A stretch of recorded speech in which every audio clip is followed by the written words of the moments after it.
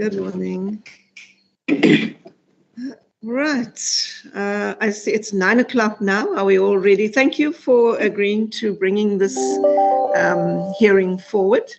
And I must appreciate that all of you are here, nice and prompt. Right. Are we ready to kick off? We are, my lady. Good. I think we can start by putting yourselves on record.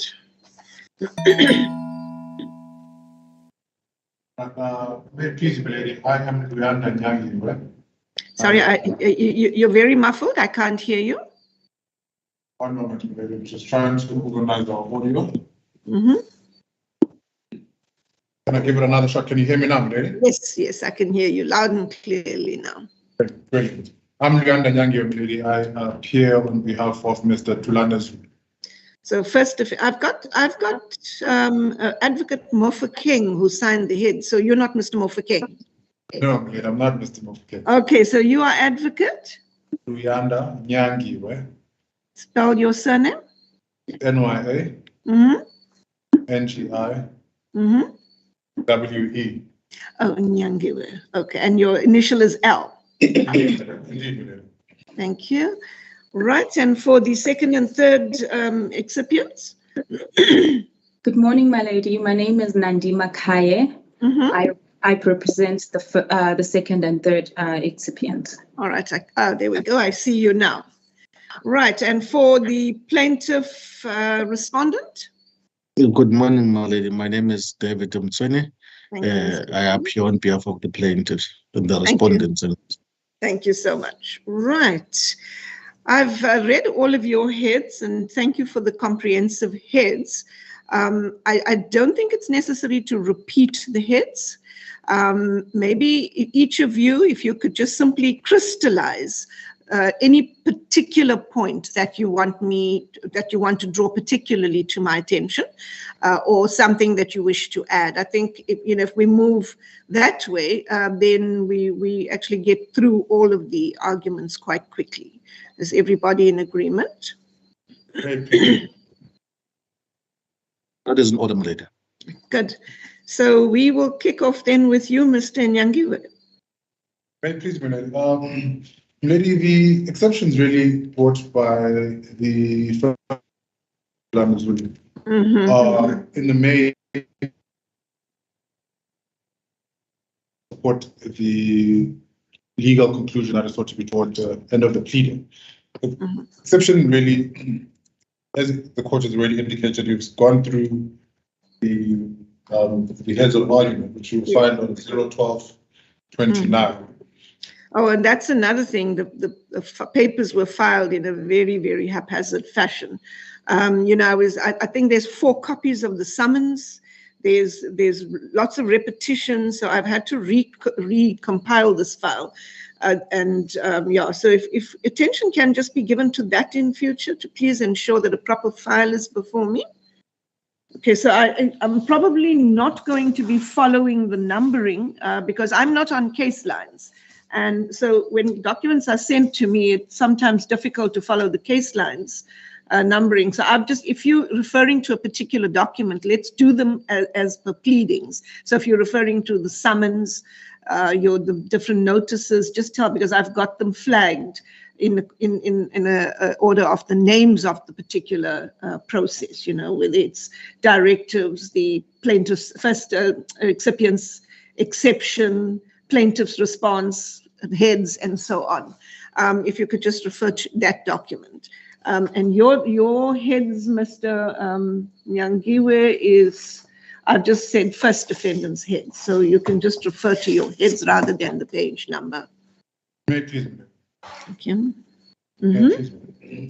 So, my lady, perhaps just as a point of housekeeping, there were initially issues raised by the plaintiffs regarding the first defendant's exception. Those issues have now fallen off just prior to the matter being called. My learned friend for the plaintiffs indicated that there'd be no objection to the exception brought by the first defendant. Okay. Which my lady, I'm going to put this forward that the first defendant's exception is not really opposed. My learned friend didn't file any heads in response to our to the first defendant's exception.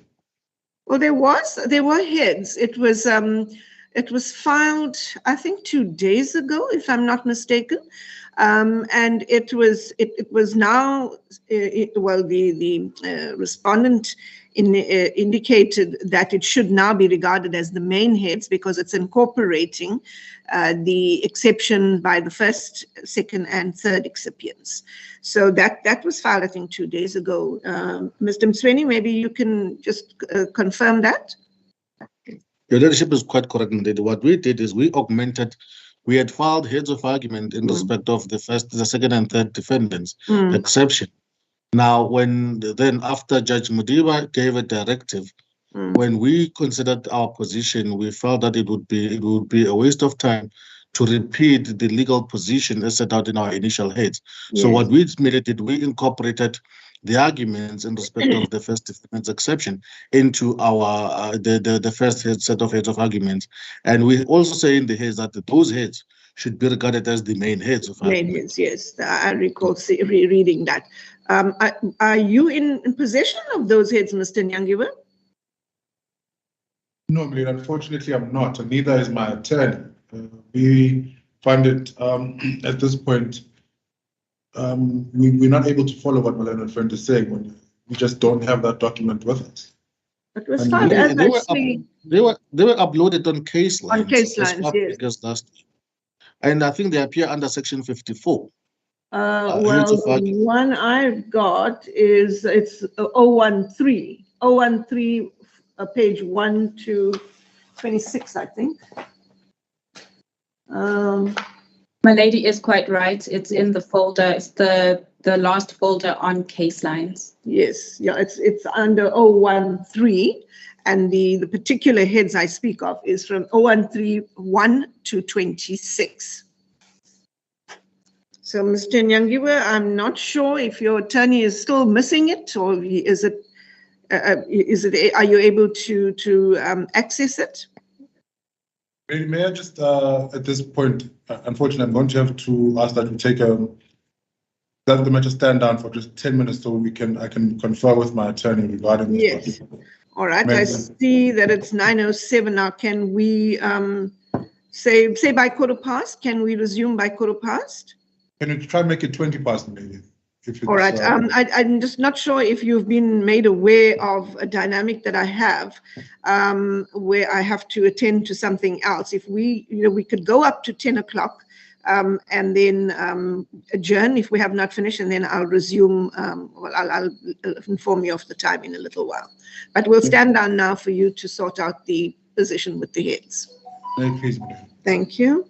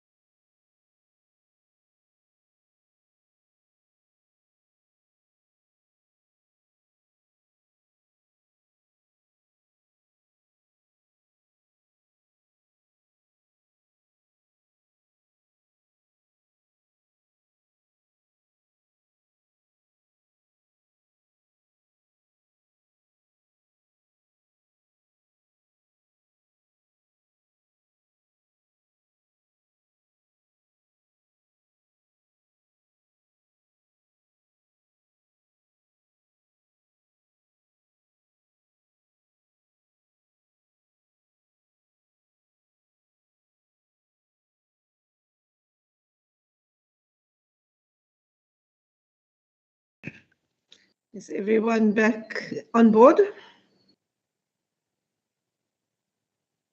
Yes, my lady. We are here, Melanie.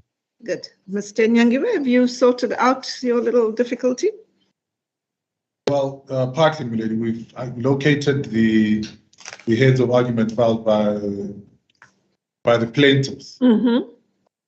That's the one point. So at least we know which page you are referring to in the handbook when you are referring to the plaintiffs' heads of argument. Mm-hmm. However, that raises difficulties on their own. That realization that they've actually filed these heads. The difficulties flow from the fact that there was a judicial case management meeting on the 25th of July, and on a review of those minutes shows that the first defendant had to file its heads of argument no later than the 29th of July. The plaintiff had to file their heads not 2 days ago, on the 5th of August, 2022. Now, what happens 2 days ago? We understand that the heads were then uploaded. No courtesy call is made to the plaintiff's attorneys, or at least email to the plaintiff's attorneys to say, here the head. We then ambushed this morning and told that the heads actually are on case lines. Case line is what it is. It's an online platform. Attorneys didn't get a notification that there's been a document that's uploaded. Now we come to court and we told that the objections that were raised by the plaintiffs have fallen away, and that there's a combined heads of argument to cover the plaintiff's position. So, milady, at this point, we are severely prejudiced by the tactics that the plaintiffs have employed. Firstly, milady, the prejudice flows from the fact that there's been no explanation why the heads were not filed by the 5th of August and why the heads are then allowed when the agreement between everybody is that the plaintiff shall file by no later than the 5th. So that's where the difficulties that flow from. In 1.3, the plaintiff shall deliver an index and paginated court bundle to the court by no later than the 12th of August. And then the court is also dealing with all these problems about the papers. So here we are, milady. Here we are, and ready to argue. We were ready to argue this morning. Firstly, grounds of objection. We knew that there would be no difficulties with that, and we're going to get into the merits. But now that these heads that we haven't really been afforded an opportunity to consider, and the reason we haven't been afforded to consider them is because they're late. They're late, unserved. They're just uploaded on case lines. There's really no compliance with what's in the minute, and together with that, there's really no explanation. So we really don't. At least from where I'm sitting, I'm not in a position to really understand how this matter is going to proceed procedurally.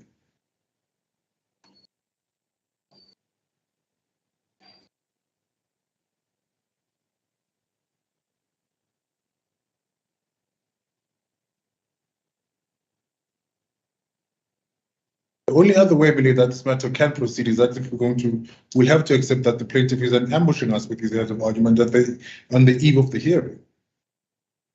That really, obviously, milady, that has its own repercussions. That the plaintiff seeks to curtail the first defendant's rights and the prejudice really speaks for itself in this matter.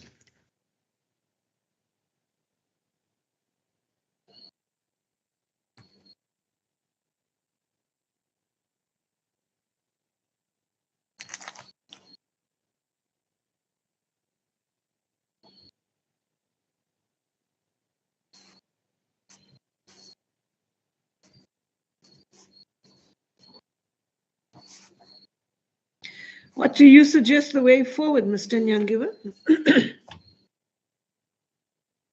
Well, my lady, what initially comes to mind is that there has to be an explanation, firstly, from the plaintiffs why there was no compliance with the minute of the 25th of July.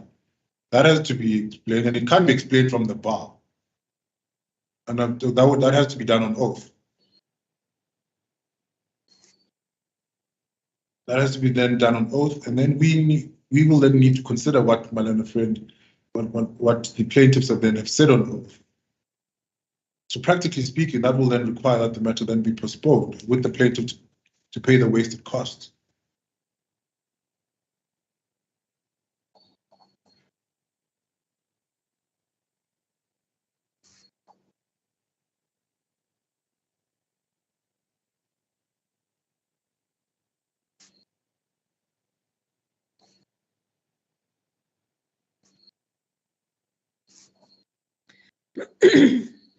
All right, I'm going to give Ms. Makaya a chance to respond, and then Mr. Msweni.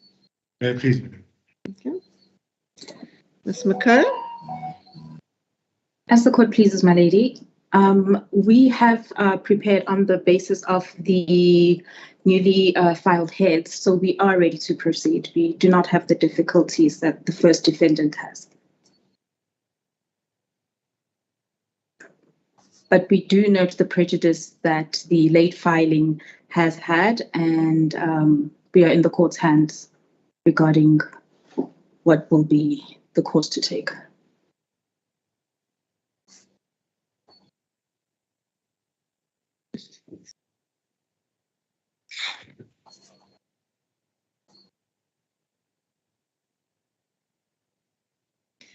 Thank you, Ms. Makaya. Mr. Msweni? Thank you, my lady. My lady, first and foremost, we are taken aback by the first defendant's stance of throwing his toys out of the cut in circumstances where we had to bend backwards in order to accommodate the first defendant. And we say this for the following reasons. We also outline it in the introductory part of our heads, where we say that in May, Justice Mudiba issued a directive where he put the parties on terms insofar as the filing of the pleadings were concerned. And of particular importance that Justice Mudiba said to the first defendant, you shall file your plea or any other document by a particular date. Now, that did not happen. They wait up until the 15th of June, way past after what the timeline that Justice Mudiba said. We threw our toys out of the cut, but we realized that this would do nothing but to delay the matter, and we accepted that the exception can be had. Now, my lady, the complaint that you are told is that we're ambushing them with our heads. My lady, the long and short of the explanation, the heads of argument were uploaded on the 10th of August on case lines. If one has regard to the case lines access, you'd look under heading 54 where it says heads of argument. Your leadership would see the uploading date. Yes, that was not in terms of the directive, but the long and short of the thing of the explanation is that when attempts were made to upload them on case lines, the system was not working. So those heads could not be uploaded. But at the first opportune moment that the system was working, then the heads of argument were loaded. And also, my lady, anyone else who practices, who works on case lines knows this. Everyone gets notice whenever an action or a transaction takes place on case lines. You would get a notification by way of an email to say, take note that there has been some changes on this particular file. Now, then this begs the question that if they did not get them, how did Ms. Makaya and her attorney get them? They got them from case lines. And that was not 2 days ago. It could happen that someone moved them 2 days ago, but the first time that they were uploaded was on the 10th of... What I said was that I received them from the registrar 2 days ago. And then that's why I said I'm not on case lines. So I'm not aware of when it would have been filed. But so I'm hearing from you now that it was filed or uploaded on the 10th of August, according to you. They were uploaded on the 10th of August. And we submit, Malay, that at the very least, one would have, when Mr. Nyangiwe addressed you, I was hoping for one that he would say to leadership, calls were made to the state attorney or an email was sent to the state attorney as to inquire as to whether are we filing heads of argument or not. And that was not forthcoming. Nothing happened.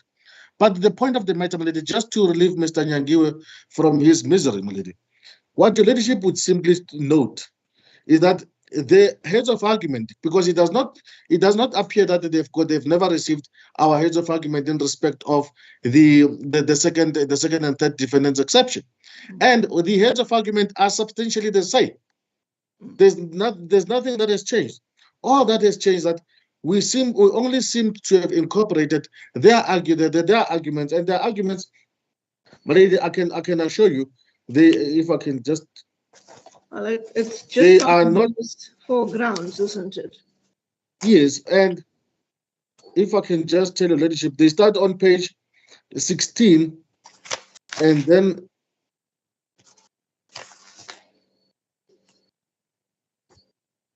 yeah, so that's why I say it's on the 4 grounds that he raised. In fact, they are summarized in less than 5 pages. The arguments against their complaints. So we submit that it cannot be. In fact, they start on page 16, and if I can just go up, they are summarized, then they go all the way to page 19. So they are summarized in 2 pages. Now, on the 10 minutes that the leadership has given to Mr. Nyangiwe was more than enough to go through the 3 pages. And what is important is that all that heads of argument seem to do is to place argument. Mr. Nyangiwe knows it, that he bears the onus to persuade you that his exception, his client's exception, holds what. Not that he should rely on the heads of argument, on the second defendant's heads of argument. So, on the plaintiff's heads of argument. So, we submit that there is there's nothing warranting that the matter should be postponed just for a party to consider 3 pages of heads of argument. And we submit that even if the heads of argument were filed, that he received them now, it is the 10 minutes that he received is quite an experienced counsel. It's enough for him to go through 3 pages in 10 minutes. And for him to understand what our argument is. Mind you, the heads of argument is what our arguments is to his client's case. So there's nothing new that should warrant that the matter should be postponed. And in fact, they also asked that they should be accommodated in today.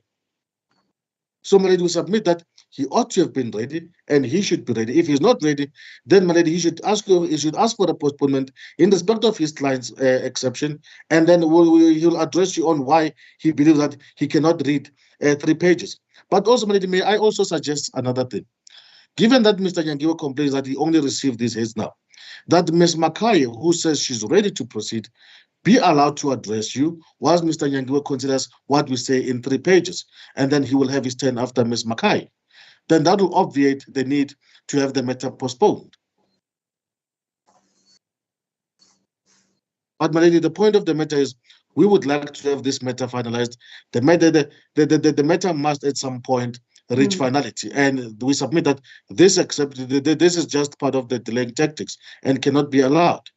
So, my lady, that would be the proposition that we make, that Ms. Makai starts while Mr. Nyangiwe and his client and attorney considers what we say in respect of our heads of argument, in what we say in our heads of argument regarding his client's case, and then he will come on later on.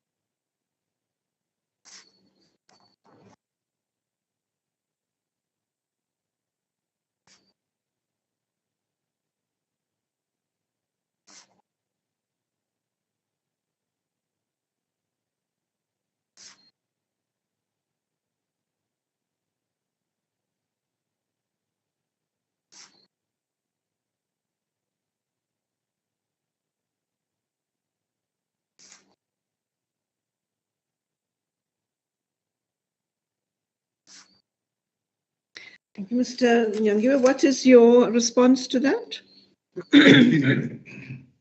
First, Milady, I just have to address this point first, correcting what my submission from my learned friend. What happened in the judicial case management in May was that parties had to file a plea, and my learned friend is then correct any other document. It's not that the first defendant didn't file any other document. The first defendant then filed a notice in terms of Rule 28 of the tribunal proceedings, asking for documents in terms of Rule 3514 of the High Court. That was then done. On the 8th of, that was filed on the 7th of June. Which management meeting are you talking about? The one on the... The one on the 26th of May. I've got the one I've got is 10 June. I don't have the minutes of the various other case management meetings, so I'll have to rely on what you have said. So that was on what date in May? My learned friend also made reference to that meeting. It's on the 26th of May, 2022. The case management meeting says, file any document, parties that file any document which they were entitled to not later than the 9th of June. So it's not really locking the parties to a plea or an exception.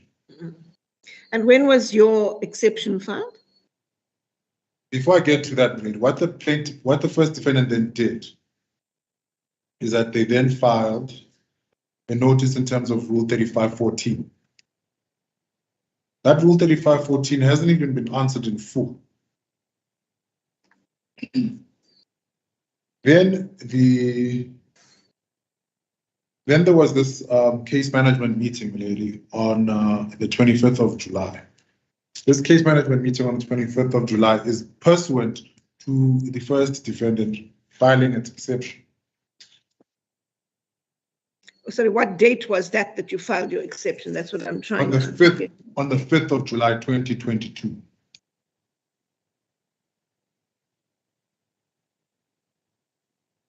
And then there was a second case management meeting on the 25th of July. Mm-hmm. And that put my learned friend for the plaintiff on terms that he had to file not later than the 5th of August, 2022. Now that's where my principal submission is then going to lie. The plaintiff had to file no later than the 5th of August, 2022.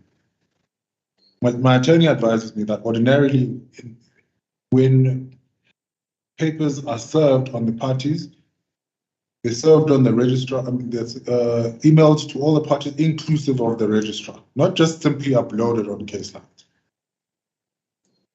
And the rationale for that is quite obvious, to avoid instances such as this, where we are now debating about receipt of documents or not. My learned friend then goes further and talks about case lines not being working on the 10th, and then everybody gets documents and notified everyone works on case line. That point on its own is contradictory. If case lines was effective and consistently working effectively, we wouldn't have this issue that my learned friend refers to on the 10th, that case line was not working on the 10th. So the same point that we rely on, that we were not notified by case lines that this heads of argument were uploaded, is the same point that my learned friend seeks to rely on. But what my learned friend can't get away from is that he had to file, or rather the plaintiffs had to file their heads of argument by the 5th of August, 2022, not the 10th. And there's an effect of that. The cause is that he files late. The effect of that is that we are now prejudiced. We prejudiced because we only see the documents on the day of the hearing. Now, to say that his heads of argument really are a repetition of what he said against the second and third defendants' exception, it doesn't really help us. That we must go and sit in some corner and read them for the 3 pages that he refers to. That's really not how I practice law, really. Well, in reality, it is basically simply answering to the 4 grounds that you have raised. In reality, how long is this going to take you to read and maybe get an instruction? Because it's just really an exception, isn't it? And I mean, it's not a long, complicated matter. No, Milady, it's not merely an exception. There's another deeper point than just the exception here. There's the judicial case management meeting, which has not been adhered to. And what's the effect of that? Are we going to just say we can all come back? We can just ignore the point of the judicial case management? The whole point of the judicial case management meeting, Milady, the way we understand it, is that it is to assist parties in ensuring that the matter is heard expeditiously. Now, if we don't comply with the timeframes in the minute, there has to be an effect of that. Now to just say, oh, so-and-so can just go sit in a corner and take 3 minutes out of their day and read the 3 pages. That, unfortunately, Milady, is not how the civil courts work. In any event, Milady, the presiding member is always there to assist the parties. All they ought to have done is ask for an indulgence to file their papers late, not this guerrilla tactics to come out in the corners and upload papers on case line and then say case line wasn't working, we don't get notice, and now we're all going around in circles arguing and really wasting valuable court time. If the plaintiff was really serious about this matter, they would have filed on the 5th. If they failed to file on the 5th, they would have asked the court for condonation. They would have asked the court for an indulgence to file later. Not to have this approach that you can go and read for 3 minutes. That's really not. Firstly, it's not collegial. Secondly, it's not how justice ought to be done. That's not how we ought to. Then we put in a corner and said, "Oh, you just need to focus on that for 3 minutes." It's really an impossible task that we're being asked to do. What ought to happen here, milady, and the explanation that is coming from my learned friend is all good and well. But milady, what we need is an explanation on oath. The minutes of the judicial case management meeting on the 25th are really of no value if we're just going to allow parties to ignore what is said in the minutes. Then they're really of no value. There's no point in having them. If that's the position that the court wants to then take, then we should then fall in line. We say that there's no need for judicial case management. As much as under judicial case management, papers are filed late, we then have this approach that we're getting from my learned friend. It's really unprofessional, and firstly, on me, it's unprofessional. But most importantly, it prejudices my clients. Mm-hmm. It prejudices my client. My lady, I will then insist on my initial submission. The matter has to postpone. Plaintiffs have to tender the wasted costs, and we need to get this explanation on oath. Why was the minute of the 25th, which is put on? Everyone was there. Why was it not adhered to? Why was it not adhered to? Secondly, why was no indulgence sought from the court? Why didn't they write to the court to say, my lady, we unfortunately failed to file on time. We request an indulgence. May we be granted an extension? There is a presiding officer. The presiding officer, in terms of the rules, the presiding officer is designed solely to do that. Now, my lady, I want to emphasize another point that my learned friend made, that my clients did not. That is absolutely, that is not true. If you refer to the minutes I referred to you earlier, and if reference friend said, file any other document, and that's what the objection says as well. File any other document. What do my clients do? They file a notice in terms of 3514. So give us the document you refer to in your particulars.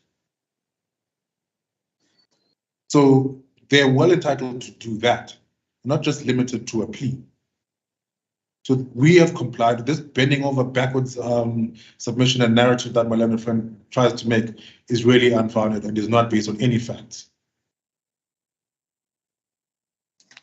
So, my lady, I would submit that the matter cannot be heard piecemeal. Counsel for the second and third defendant can't go and argue their exception and then a plaintiff then replies and we then come back on some other day. Matter cannot, that's not how justice works. We are all experienced counsel here. Matter has to postpone. Unfortunately, the plaintiff have not complied and they must then bear the cost of that. There have to be consequences for failing to adhere to this minute. There have to be consequences, my lady. Not only that, then just to simply say we are bloated on case lines without even the decency to serve on all the parties.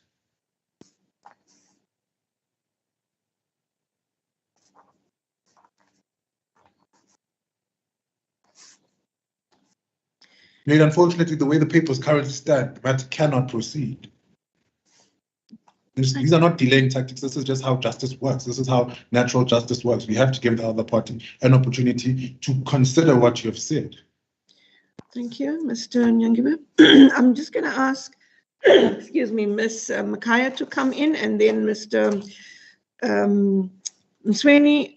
I'm strictly not, you shouldn't be replying, but he's raised points about the statement on oath and why it must be done.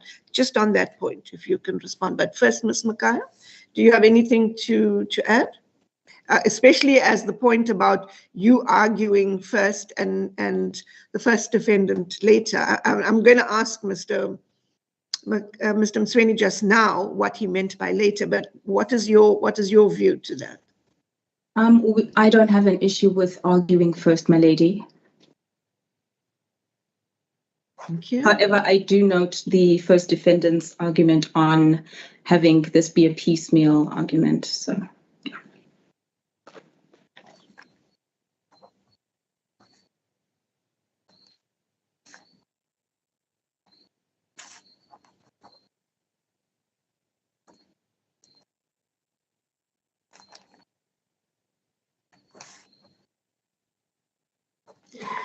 Finally, Mr. Sweeney, on just that narrow point now, that Mr.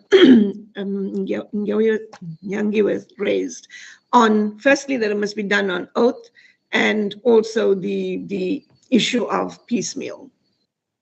Already, on the question of oath, what Mr. Nyangiwe suggests is that your leadership must postpone the matter and that the explanation as to why the heads were not filed on time should be under oath. May we remind Mr. Nyangiwe and this court, my lady, that the court, your leadership has got the overriding discretion.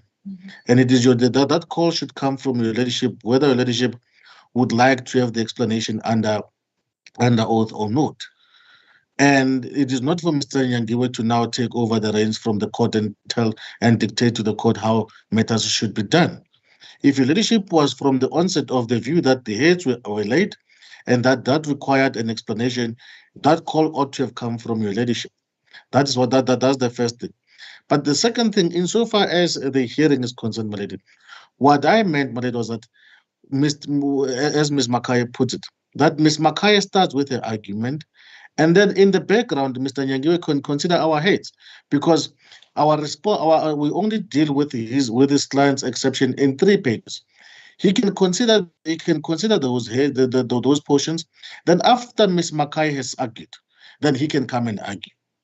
Because at the end of the day, he ought to have come to court ready to argue his exception, unless he's telling us that he's not ready to argue his client's exception. Because the success or not of his client's exception is not dependent on on our heads of argument. It's for him to persuade you that his client's exception has got merit. And that, I believe, he does not need a postponement to do. And, my lady, to also assist, my lady, Mr. Nyangiwe will have a right of reply. If there's anything that is said in our heads, he can deal with that in reply. Unfortunately, I will not enjoy the benefit of a reply, but he will have 2 bites at the cherry. First, to argue his client's case, and then later on, after I've argued my client's case, then he'll have a right of reply. But we cannot simply postpone a matter in order for a matter and incur unnecessary expenses just to deal with 3 pages. That cannot be, Milady. Thank you. Yes, this is not a terribly complicated matter in terms of the way forward. I note that the first defendants ostensibly only became aware of this, the heads filed by the plaintiff. I'll call them as call the parties as they are cited in the papers, just to avoid confusion. And indeed, those heads only reached me 2 days ago, but I understand now from Mr. Msweni that they were actually uploaded onto the system on the 10th of August. So that's more than a week ago. The other dynamic is that Ms. Makaya and her clients or her attorney received it. She's come prepared today to argue on the supplemented heads that were filed. So it's a little disturbing to hear that Mr. Nyangiwe's attorney was so unaware of this. And then I'm told that, and I am aware of this, although I myself am not on case lines, I am aware of the way it operates, and apparently a notification is sent out to people. So if he was too busy to have seen it, it's one thing, but not to, or to say that he was completely unaware is quite another. This is the kind of matter which needs to be dealt with expeditiously, but taking into account the interests of all parties. And I do note that there would obviously be some discomfort on the part of the first defendants in that they only a few minutes ago became aware of these heads. But this is not the kind of heads that one needs to sit and spend many hours reading. And what I'm going to, and of course, before I go on, yes, the way I understood Mr. Msweni initially was that Ms. Makaya be allowed to argue now, and then it gives Mr. Nyangiwe a chance to also consider the heads. But I'm aware that he would obviously also want to listen to what Ms. Makaya is saying. And on the other hand, I agree that this matter is not one that should simply be postponed. It is going to be a wasted cost that I incurred, which is unnecessary when the matter can, in fact, be dealt with today. I am of the view that the additional portion of these heads does not require many hours of preparation or instruction. It simply is dealing with the very points that were raised by the first defendant in his exception. What I'm going to propose is that we take the adjournment now. We'll give Mr. Nyangiwe enough time to consult with his attorney and possibly his client on those 3 pages of the supplemented heads. And we will resume at 12 o'clock so that everybody is in a position to carry on with this matter. It's simply not a matter that requires postponement and incurring of unnecessary costs. This is what I'm proposing, is that we stand the matter down until 12 o'clock, and that is more than sufficient time to give Mr. Nyangiwe a chance to get himself readied, and then the matter can proceed, and we will all argue, and then you can all argue the matter at that stage. Please, Milady. Good. Matter will stand down until 12 o'clock. Please, Milady.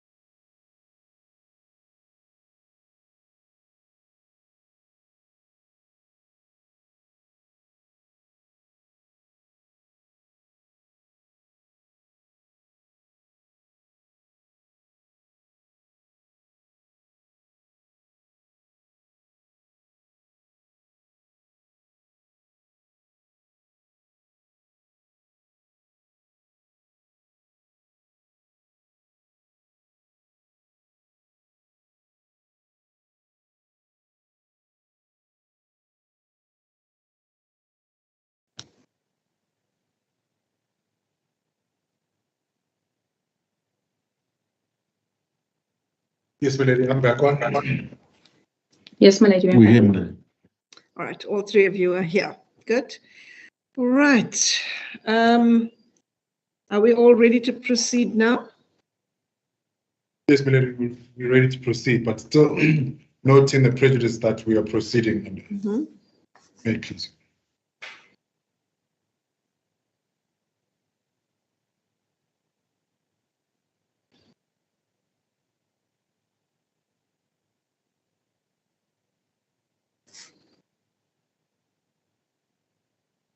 All right, then, Mr. Nyangiwa, you may continue. May I please, my lady?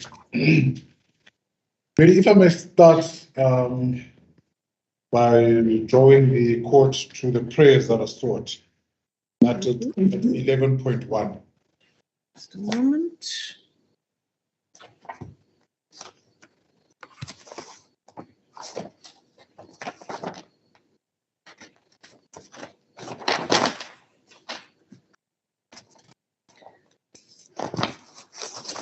Yes, I'm there. Mm-hmm. See that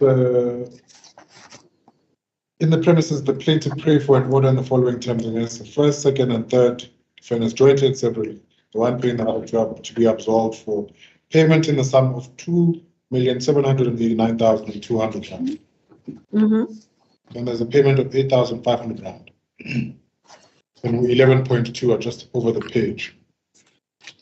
And then 11.3, statement and debatement of account of all amounts paid to the first defendant by the second and third defendant as secret profits or other unlawful benefits and or received by the second defendant arising from his business dealings with the second and third defendant. And then 11.4, payment of whatever sum may be determined as owing after a statement and debatement of account under 11.3, in addition to the amounts referred to 11.1 and 2. So that's the relief sought. That's what, when people were taught, that would then be the legal conclusion. What then we need to find out, Minidi, is a factual inquiry. Where are the facts that support the legal conclusion sought to be drawn? Now, Milady, just as a statement that will capture what I've just said, the authority for that, if I may just read the following excerpt, Milady. The need to distinguish between facta probanda. So you're reading from where, Mr. Nyangiwa? I'll give you the authority at the end, Milady. Okay. Mm-hmm. The need to distinguish between facta probanda and facta probantia is a further aspect of the requirement that material facts only, and I'll emphasize this point, material facts only be pleaded. Facta probanda should be distinguished from pieces of evidence, in brackets facta probantia, required to prove the true facta probanda. And you'll find that proposition in King's Transport vs. Viljoen, 1954, Volume 1, Essay 133, open brackets K, at pages 138 to 139, which is accepted by approval by the Appellate Division in 1964 in the decision of Busheko versus Milburn, citation 1964, Volume 4, Essay 648, Appellate Division at 658A. There, the Appellate Division says as follows. I venture to think that most difficulties will in practice be resolved if, in applying the definition stated in Mackenzie Farmers, everyone has quoted Mackenzie Farmers in this case, is borne in mind that the definition relates only to material facts, and if at the same time due regard be paid to the distinction between facta probanda and facta probantia. Facta probantia has no place in the pleading, we all know that. So I'll stop there. I mean, if you can go to, if you just remember, we've already dealt with the relief sought. Now we need the material fact to support that conclusion. Mm-hmm.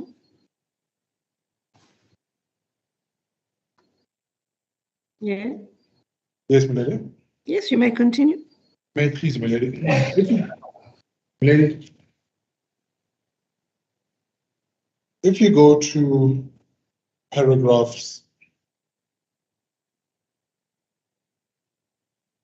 9.3, that's what we're told in the heads of argument. That's where the facts are.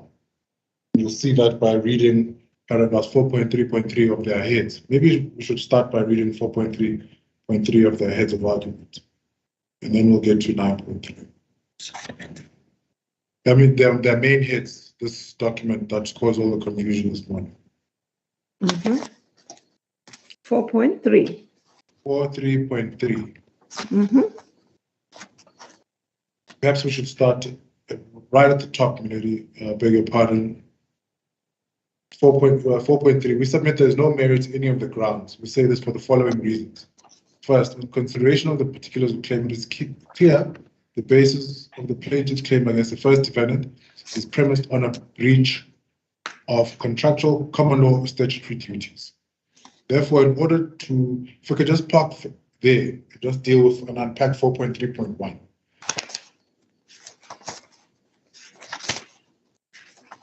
If there's a breach, we would have to be told what kind of a breach it is, right? And we'd have to be told when it occurred and how it occurred. Those would be the material facts. That's just stating it with after reading in my corner after my learned friend had advised. So that's what I think would have to be in the pleading. How the breach occurred, when it occurred, and who caused the breach, and which duty specifically was breached. Therefore, and then 4.3.2, therefore, in order to determine whether the particulars of claim disclose the cause of action, it is necessary for this court to determine whether all the facts necessary to sustain a cause of action. There, we agree there. That's what needs to be had. That's what needs to be pleaded. The allegations contained in 9.3 are the basis of the illegality of the payments. Of importance is that there are a number of grounds on which it is alleged payments were unlawful. Amongst those are the payments constituted a reward to the defendants for the role he played in ensuring the award of the contract and the subcontract. That's 4.3.3. Now, if we go over the particulars of claim, and we go to 9.3 as directed in the heads of argument. Yeah. Are you there, Milady, at 9.3? Yes, I am. So, the payments set out above were made and received unlawfully, in that the payments constituted secret profits. That's a legal conclusion. That is not a fact. The payments constituted kickbacks, gratuities, corruption, bribes, inducements, and or other benefits received by Mr. Zulu from commodity logistics and SEBA business enterprises. Again, those are all legal conclusions. As a reward for the role that Mr. Zulu played in ensuring that the award by Eskom of business and as a reward for the role that Mr. Zulu played in ensuring the award by Eskom of business and or contracts to commodity logistics, and for ensuring that SEBA business enterprise is awarded a subcontract by commodity logistics. Now, Milady, if we just look at 9.3.2, 9.3.2 is at best confusing. Then I put it highly, that's what it does. At best, it's confusing paragraph. Is the plaintiff saying that at Eskom there are no independent bodies that the PFMA stipulates ought to be there in awarding of contracts? Does Eskom not have policies in awarding contracts? Is Mr. Zulu the first defendant? Is my client the first defendant, the be-all and end-all of all procurement policies at Eskom? Now, if we were asked to plead to 9.3 as it currently reads, it's either we're going to be embarrassed or we are going to plead a bare denial that all of this is then denied. That on its own leads to an exception because it doesn't put a version, a factual version. That's my understanding of the basics of pleading. If you go further, 9.3.3, Mr. Zulu was not entitled to receive any such payments profits. These are all legal conclusions. Mr. Zulu failed to act in utmost good faith. Conclusion. Where are the facts?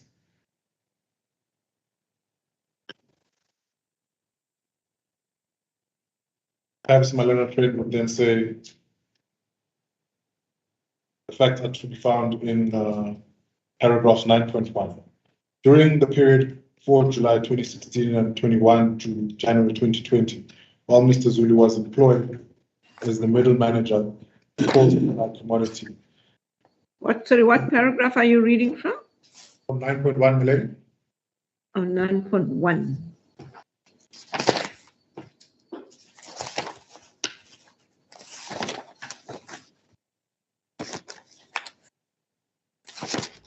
Yes.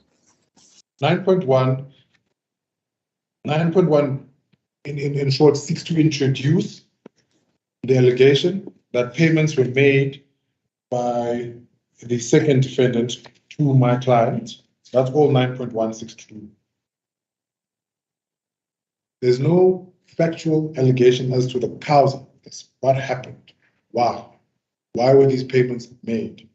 The reason why that's not so is that it's 9.3 is a standalone paragraph, which again seeks to give us the factual allegations, which are on their own legal conclusions.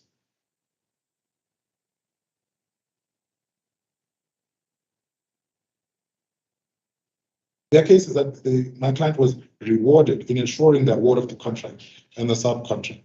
Lady, I submit that that allegation makes no sense. How is it alleged that the first defendant influenced the independence of the bodies at ESCO? That's what the plaintiff needs to plead for the first defendant to be able to answer the allegations. As I've said before, the effect of that is that the first defendant is then asked to plead a bare denial because there are no facts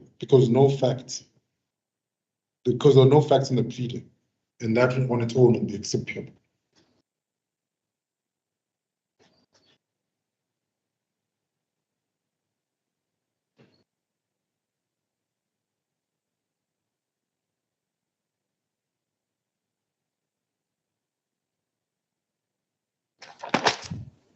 Lady, then if I may,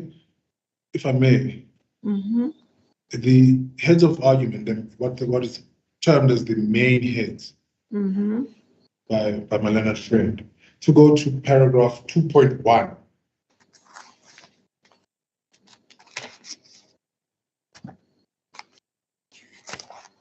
Yeah. Yeah. The excipients here are that's when my learned friend tries to introduce the role plays. How my client is then described as a former employee of ESCO and resigned following the revelations of breach of his contractual duties and obligations imposed upon him as a middle manager responsible for coal transportation. So that on its own is an incorrect fact, and it's a new fact. It's not pleaded in the summons, in the particulars of claim, that he resigned after these alleged revelations, which I mean. So that's where this point goes to drive home the prejudice that my client suffered in having to be ambushed with these heads of argument at the 11th hour by receiving an amount of 2,789,200 rand and 8,500 rand as secret profits. Now, if we go to secret profits, what the first defendant has done in its heads of argument, taken the court to, if I may refer, ladyship, to paragraph 18.5. Just a minute. This is the first defendant's head.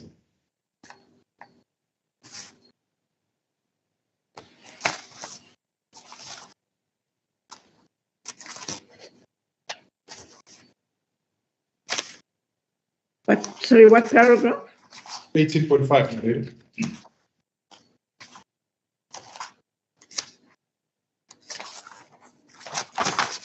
Yes. This deals with the allegation of secret profits. But now, this is the law governing that topic. So let me just read this for the record. In Du Plessis versus Phelps, 1995, volume 4, essay 165, open brackets C, the court held liability in the event of a director failing to take reasonable care in the management of the company's affairs is based upon the principles of the lex equalis. The basic requisite for liability under the lex equalis is fault, which results in loss to the claimant. Liability for a breach by a director of his fiduciary duties, on the other hand, does not necessarily involve donors or culprit, nor does such breach necessarily involve a right of recourse by the company against its director. The breach may simply render the transaction voidable at the instance of the company. And that's highlighted.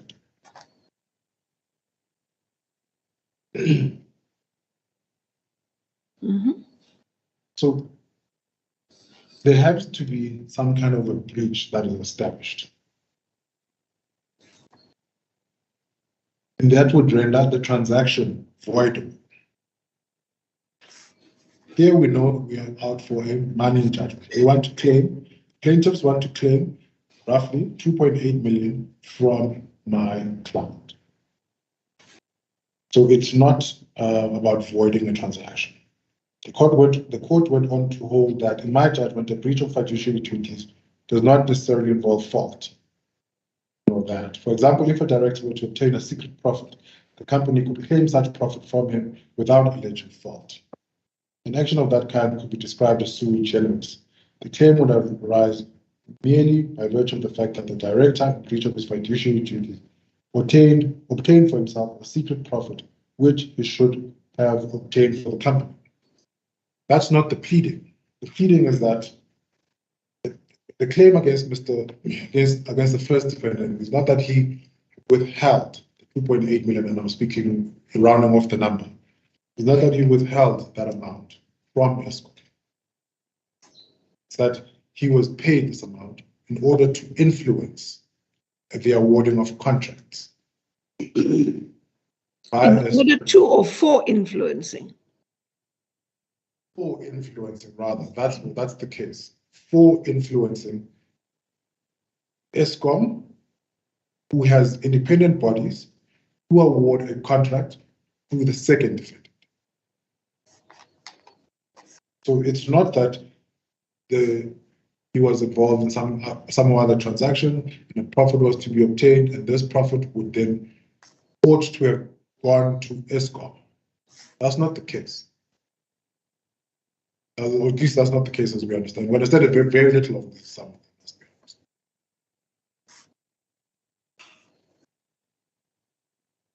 So it doesn't fall within this sui generis aspect, really. And if you move further to 18.8, the plaintiffs have not pleaded how the alleged payments are the measure of the damages. Plaintiff has not pleaded any basis in contract or law and on why the alleged payments were secret profits which the first defendant obtained for himself, which ought to have been obtained by Eskom. So what really is the cause of action? Why are we in these proceedings? The initial grounds of exception, which I've dealt with before, which relates to the facts surrounding if it was a comprehensible pleading, it would have said, my client on a particular date went and sat with the chair of a particular committee and influenced that committee to award a contract to the second defendant. That would have been a comprehensible pleading, which we could answer to. That's not what it says. It's silent on those allegations. They would then have an opportunity to amend that and do a little fact-finding exercise and go find facts and say, this is how it happened. We are so sorry, we'll amend and we'll obviously tender the cost. But in this case, with the secret profits, the 2.8 million, it's a different story altogether. They say this amount, there's paragraph 9, where they complete that those payments. So these payments are secret profits. Secret profits, kickbacks. Kickbacks will obviously have a criminal connotation, but nothing to do with the civil court. That ought to be a criminal proceeding. Corruption, criminal proceedings. So the only one that really sticks out is a secret profit. They have to establish that Eskom would have been entitled to the profits. It was a transaction, and Eskom was somehow impoverished by my client's conduct. Some kind of an unjustified enrichment. That's why it's got this so generous feel to it. Now, that's not the case that's pleaded. We just told, you breached your contract and you owe me 2.8 million. That's it in short. I'm not sure if to the court, my lady, that pleading is in any way intelligent. We are still struggling to comprehend this pleading. So on the secret profits themselves, we submit that the plaintiffs cannot, the cause of action actually doesn't exist. Cause of action, and that has to be defined, that the cause of action doesn't exist.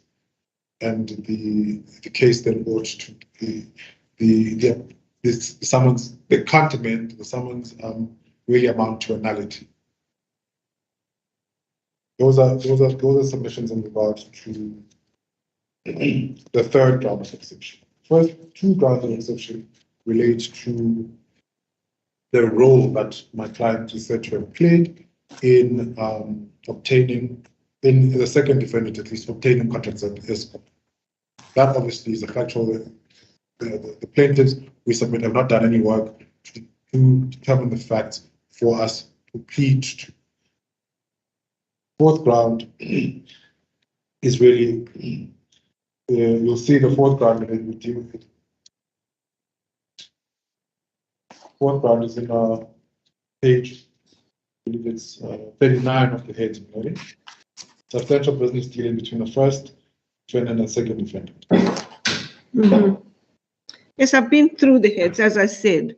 Unless there's something you specifically want to highlight, I have read the heads, and it's not necessary to repeat everything that is in there. Yes, thanks, Mary. Then just to again emphasize that there is no cause of action that is put out against my client, and the pleading is acceptable and is acceptable for the grounds that I've stated. May I just at this point just confer with my attorney and just take instructions? Certainly. Okay, please.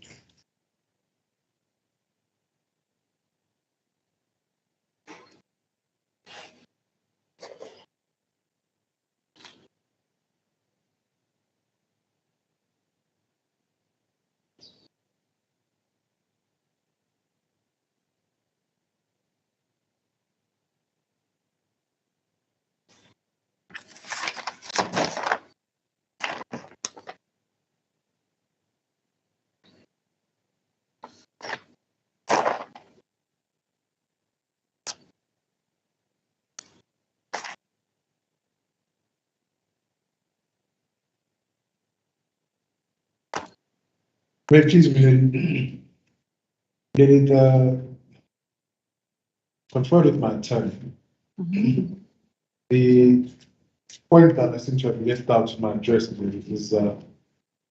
is flows from the contracts that my client has received after the 3514 notice. The 3514 notice produced a contract which is dated 2019. And you'll see that, I'm not sure if the leadership is in possession of it. I think somewhere in this mishmash of papers I did see a contract. I just want to see if I can... There's a contract there, and it's dated 21 November 2019. Just give me a moment. Give me a moment.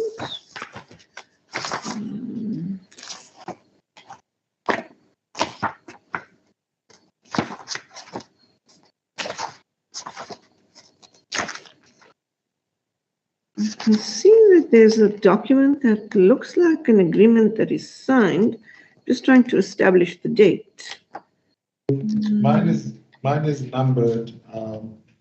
There's that pagination with numbers 35 of pricing data. And then at page 36, there's signatures. Ah, yes, I see it. So it's dated 21/11/2019. 2019, and then the co-signatory is a D. Mashiko for the employer, 22/2019. And then you'll see, if we go back to the particulars of the claim. Let me just make sure I'm on the right page. You say for the tenderer, there's an Mbulelo Clive Khoza, right? Beg your pardon, lady? I say for, still on page 36. Yes. The signatory for the tenderer is Mbulelo Clive Khoza. Yes, above. And Right. then there's another one, Bongani Sibanyoni. Simanyoni, yes, I see that. And then there's Beki Ngumalo for the employer, and further down it's Di Mashiho. That's indeed correct. Okay, all right, so we're on the right page. Yes, you were saying about that? Then I was saying, lady, then if I might take you to paragraph 7.1 of the particulars of claim.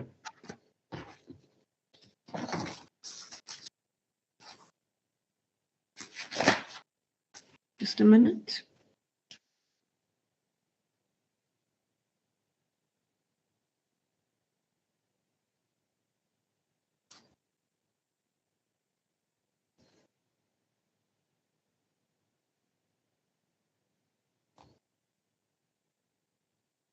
Paragraph 7.1.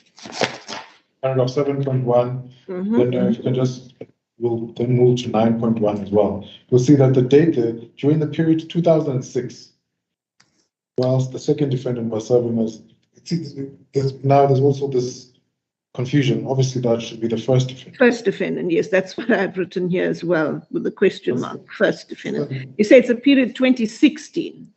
Yes, lady. Then was serving as middle manager within the coal supply unit. The second defendant has Sorry, you're becoming very muffled, Mr.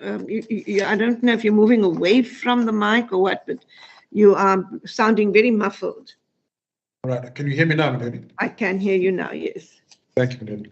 I was saying we're dealing with the 2016 period there. Yes. Served as a middle manager. As a result of the aforementioned coal supply contract, the second defendant was paid, you see, was paid as, that should be first defendant again, was paid a substantial amount of money. But, and then you go to paragraph 9.1. During the 4th of July 2016 and 21 January 2020, whilst Mr. Zulu was employed as a middle manager, the second defendant made very substantial payments, which he received either directly or indirectly into his bank account. But the contract is from 2019. So there's a period of 2016 to 19 that is uncovered by the documents, and we really again are prejudiced, and we can't plead to that.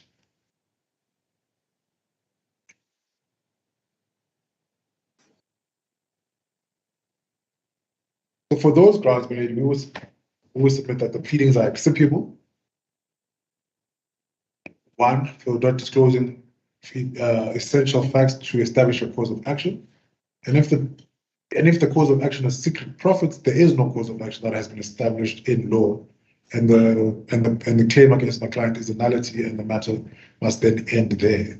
The plaintiffs can't even amend if they are alleging a secret profit, and corruption and all the other allegations in 9.3.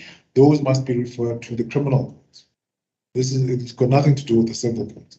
Only cause of action that can be in the civil courts is secret profit, and unfortunately, the law, as currently stated in our heads, it's not even in our heads. It's stated in the law books, does not allow for this kind of an action.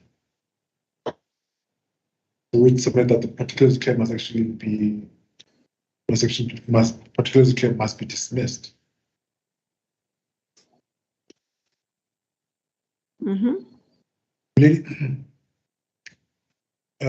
Yeah, I was going to then enter into another argument, but I believe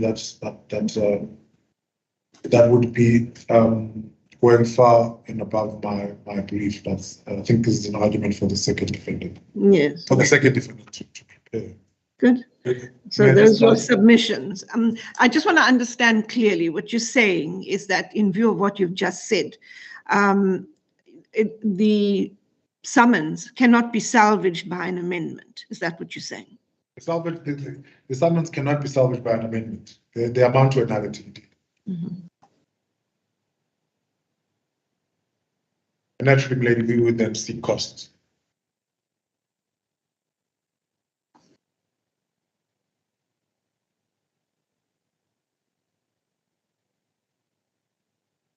I just need to confer with my tenant client that I ask for another 30 seconds just to make sure I cover everything. Mm-hmm.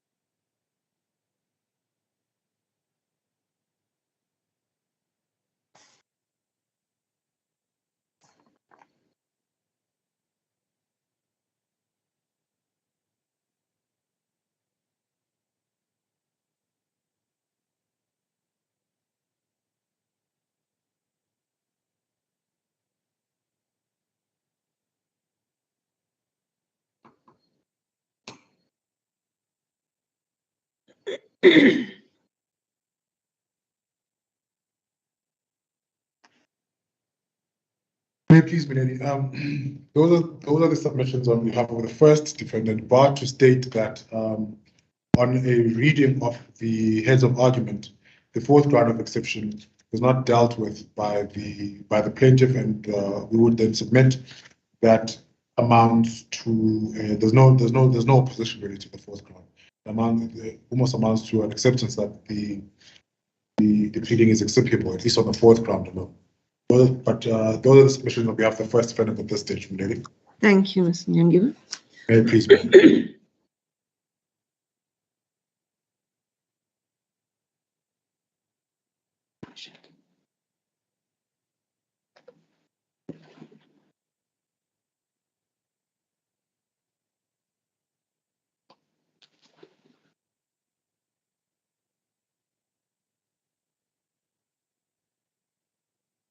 Thank you, Ms. McCann. My lady, as you please. As you have stated, my lady, that you have read. Can you see me? Yes, I can. I wasn't able to see Mr. Nyangiwe. He had his camera switched off. Oh, okay. As you have stated that you have read the heads and you do know the facts. This morning, I uploaded a short note on the contractual interference defense, which yes, the plaintiff. Okay, my lady, I will just be addressing you on that. Because we felt that it is necessary to file it, as it is unclear from the pleadings that is the delictual claim that the plaintiffs are basing their claims on. And in the heads, they say that the claim of contractual interference has been stated in their pleadings in paragraph 9.1 and 9.2. My lady, I'd like to first just state the requirements for a contractual interference defense. I have stated this in the note, which is on folder 1014 for the other parties, and it's on page 4 for you, my lady, and it's paragraph 6.3. This is taken from Country Cloud, and it's a judgment by Judge Kampepe. It says that the the requirements are that a third party to a contract who has intentionally induced a contracting party to breach its contract and as a result deprived another party to the contract of benefits it would otherwise have gained from performance under the terms of the contract. The plaintiffs have said this is their defense, and therefore these are the requirements that they must state, or rather these are the facts that they must state that justify this claim. And they say that they've done that in 9.1 and 9.2. I'd like to read that for the court. That is on page 001-10 in paragraph 9.1. This paragraph says, during the period of 4th July 2016 and 21st January 2020, whilst Mr. Zulu was employed as the middle manager, Coal Supply, Commodity Logistics made various substantial payments to Mr. Zulu, which he received either directly or indirectly into his bank account. And they then list the payments that have been made. And then 9.2, 001-13, it states, on the 28th of December 2018, SEBA Business Enterprises made payment into Mr. Zulu's banking account. These payments comprised as follows, and then it lists it. My lady, in those two paragraphs, it does not state what the plaintiff says that it states. In these two paragraphs, it just states that the second and third defendants made payments to Mr. Zulu. It does not state that the second and third defendant intentionally induced Mr. Zulu to breach his contract. It does not state that a result of it deprived the contract of its benefits. Neither does it state that these payments were supposed to be to Eskom. And, okay, sorry, I just jumped the gun with my argument. The next point, sorry, in this claim that they say that their claim is based on is the one of it's of pure economic loss. And this pure economic loss, there is an onus of them to positively establish wrongfulness on the part of the defendant. They have not stated that. They have not stated that the second and third defendants' conduct was wrongful on the following basis and state facts on that. The third point on this contractual interference claim is that no loss has been alleged at all. Even if they did not say the claim is based on contractual interference, a normal delictual claim, you must allege harm. There has been no harm alleged at all in their exception, my lady. In the claim, not the exception. Oh, sorry, yes, in the claim. The claim. All they say is they say that there is liability to Eskom and that the second and third defendant must pay. However, they don't say what loss they have suffered as a result of these payments being made to Zulu. They have not said that these payments that were made, alleged to be made to Zulu, are the benefits that it was supposed to get from the contract that it had with Zulu, which is an employment contract. Therefore, on those basis, my lady, we say that this claim is bad in law and that the exception should be upheld. And on the other grounds, my lady, on... Give me a minute, please.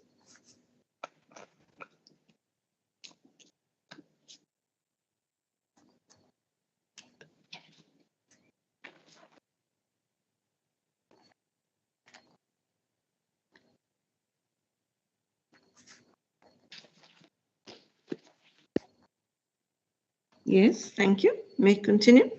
Thank you, my lady. On the second ground, my lady, we are saying that they have not established why the second defendant and the third defendant are jointly and severally liable. On their heads, they just give us the same response saying that the claim is based on contractual interference and the second and third defendant caused the first defendant to breach his contract. That ground has not been addressed by their answer whatsoever.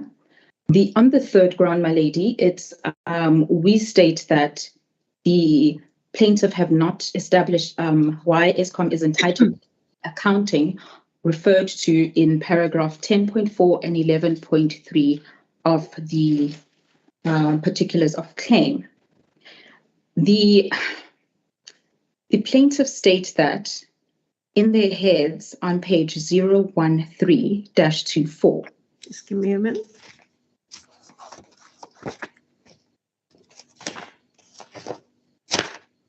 Yes. They state in paragraph 4.17 that a determination where there are bases for the excipients to account, regard must be had to the nature of the complaint. This is the contractual interference complaint.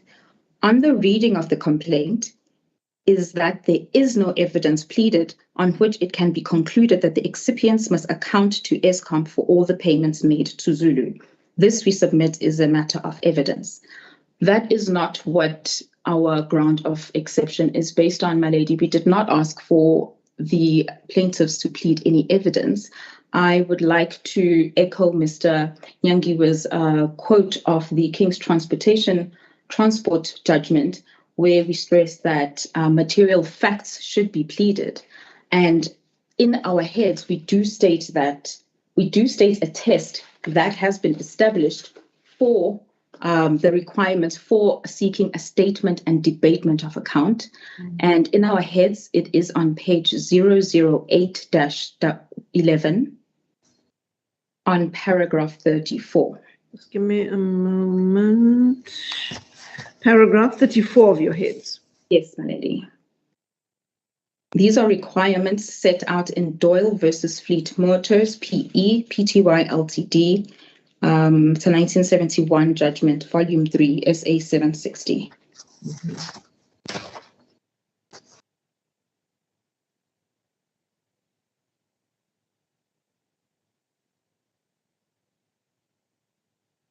Yes, thank you.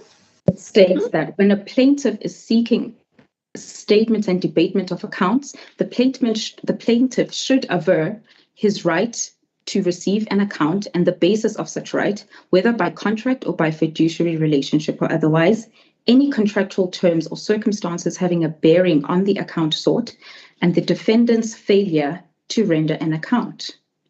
We submit that the plaintiff saw this, they opted not to answer to this, and we submit that due to that, they haven't offered an answer at all, because we apply these requirements onto the pleadings as they stand, and the plaintiffs have not fulfilled any of these requirements. They have not alleged a right to receive the statement and debatement thereof, or the basis of such a right. The plaintiffs have not alleged any contractual terms that have a bearing on the account. Neither have the plaintiffs have alleged that the contractors have failed to render the account. The only contractual relationship that has been pleaded is the relationship between Eskom and the first defendant. And that is what they have said that this claim is based on. However, they can't come to the second and third defendant and demand a statement and debatement when there is no contractual relationships, there are no contractual terms bearing this account that they seek, and they haven't alleged that we have failed to render that account. And I go back to their answer on their head saying that there is no evidence pleaded. Of course, there is no evidence pleaded, because you don't plead evidence, you plead facts. There are no facts pleaded that they are entitled to these statements and debatements. And those are our oral submissions. We leave the rest to the heads and the short note. And we do submit that they should... the exception is dispositive, my lady, and the matter should be dismissed. And should they feel that they want to bring the claim again, that they must bring a fresh claim, and we seek costs for the exception.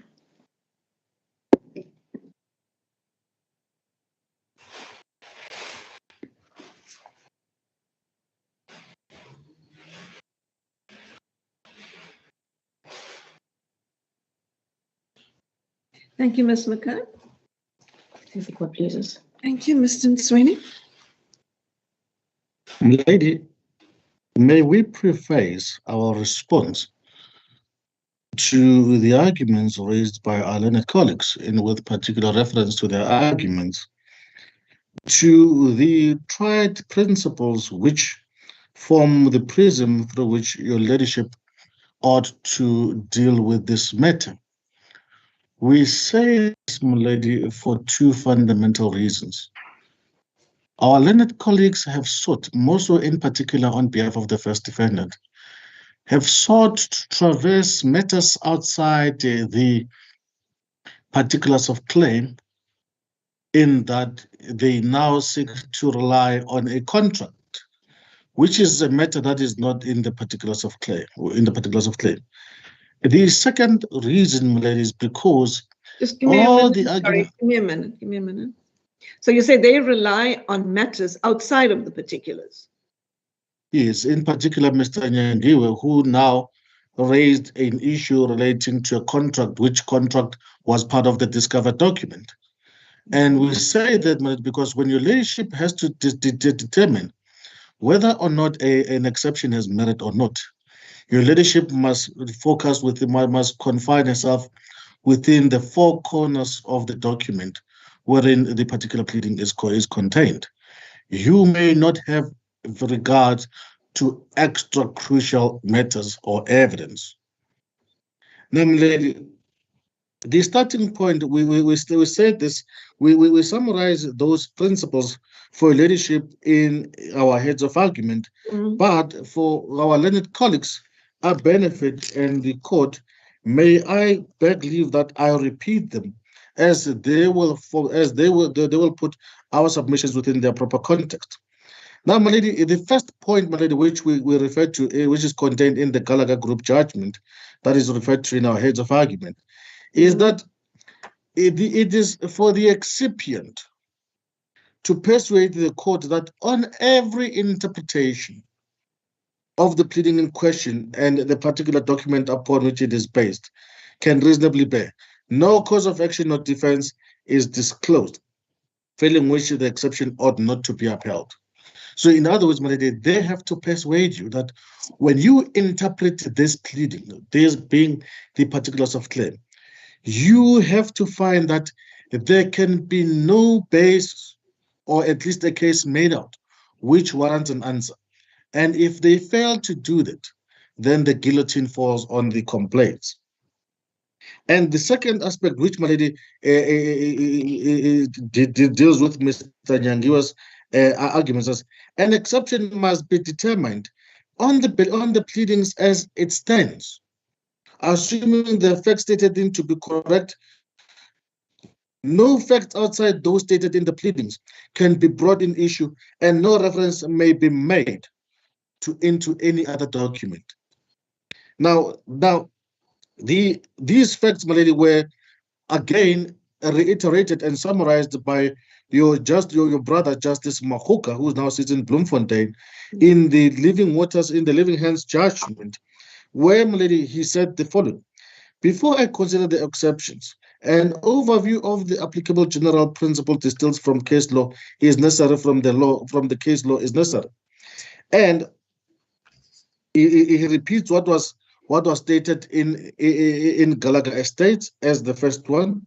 And the second one is that the object of an exception is not to embarrass one's opponent or take advantage of a technical flaw, but to dispose of the case or a portion thereof in an expeditious manner, or to protect oneself against an embarrassment which is so serious as to merit a cost even of an exception.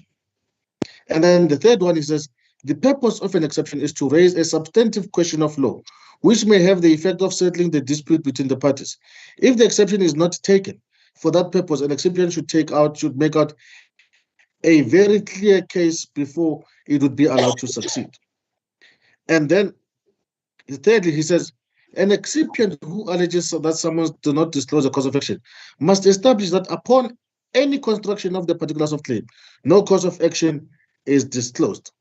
And then number 5, he says, you should avoid an over-technical approach because it destroys the usefulness of the exception procedure, which is to weed out cases without legal merit. And then number 6, he says, it must be read as a whole and cannot be taken to a paragraph or part of the pleading that is not self-contained. And then number 5 says minor blemishes or unethical embarrassment caused by a pleading cannot and should be cured.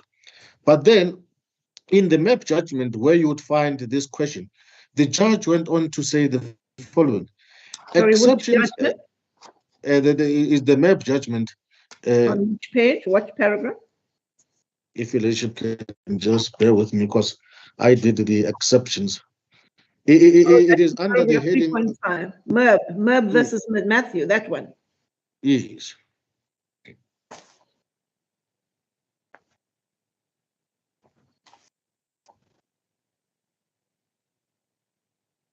But what is important is that courts should be reluctant to decide exceptions in respect of fact-bound issues.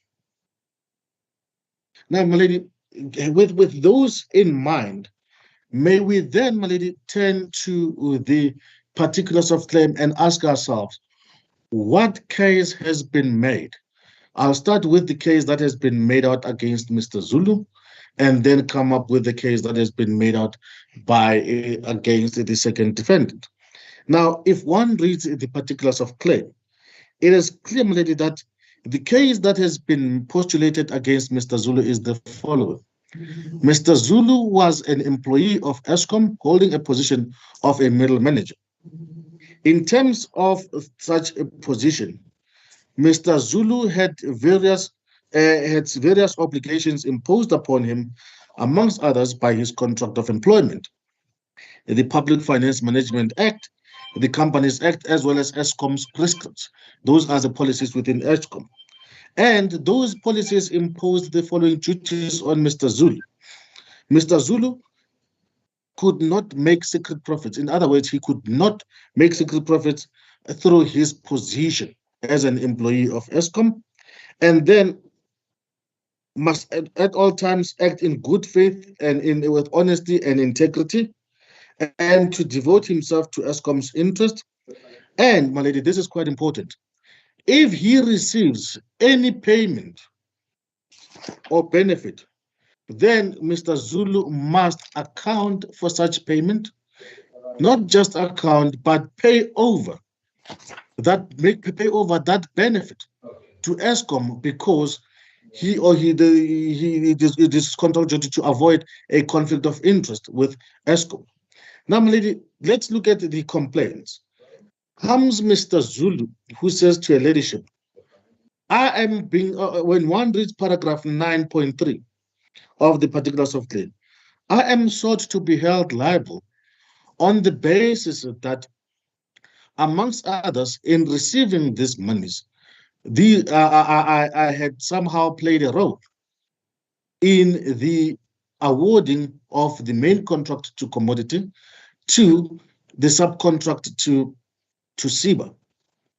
And now what he says is to say, well, let's pause for a moment. Eskom has got a procurement process, which comes into is born by Section 217 of the Constitution.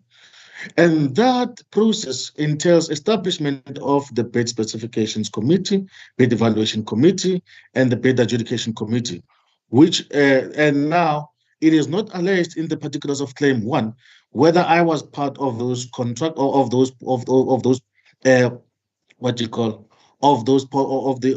the committees.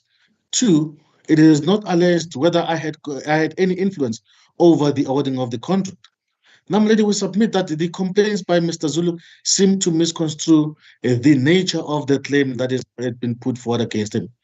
The claim against Mr. Zulu is not premised on the role that he played as either a member of the supply chain processes of Eskom. It is premised on the breach of his duties towards Eskom. And 2 of those fundamental duties entail: 1, the duty not to make secret profits through his employment.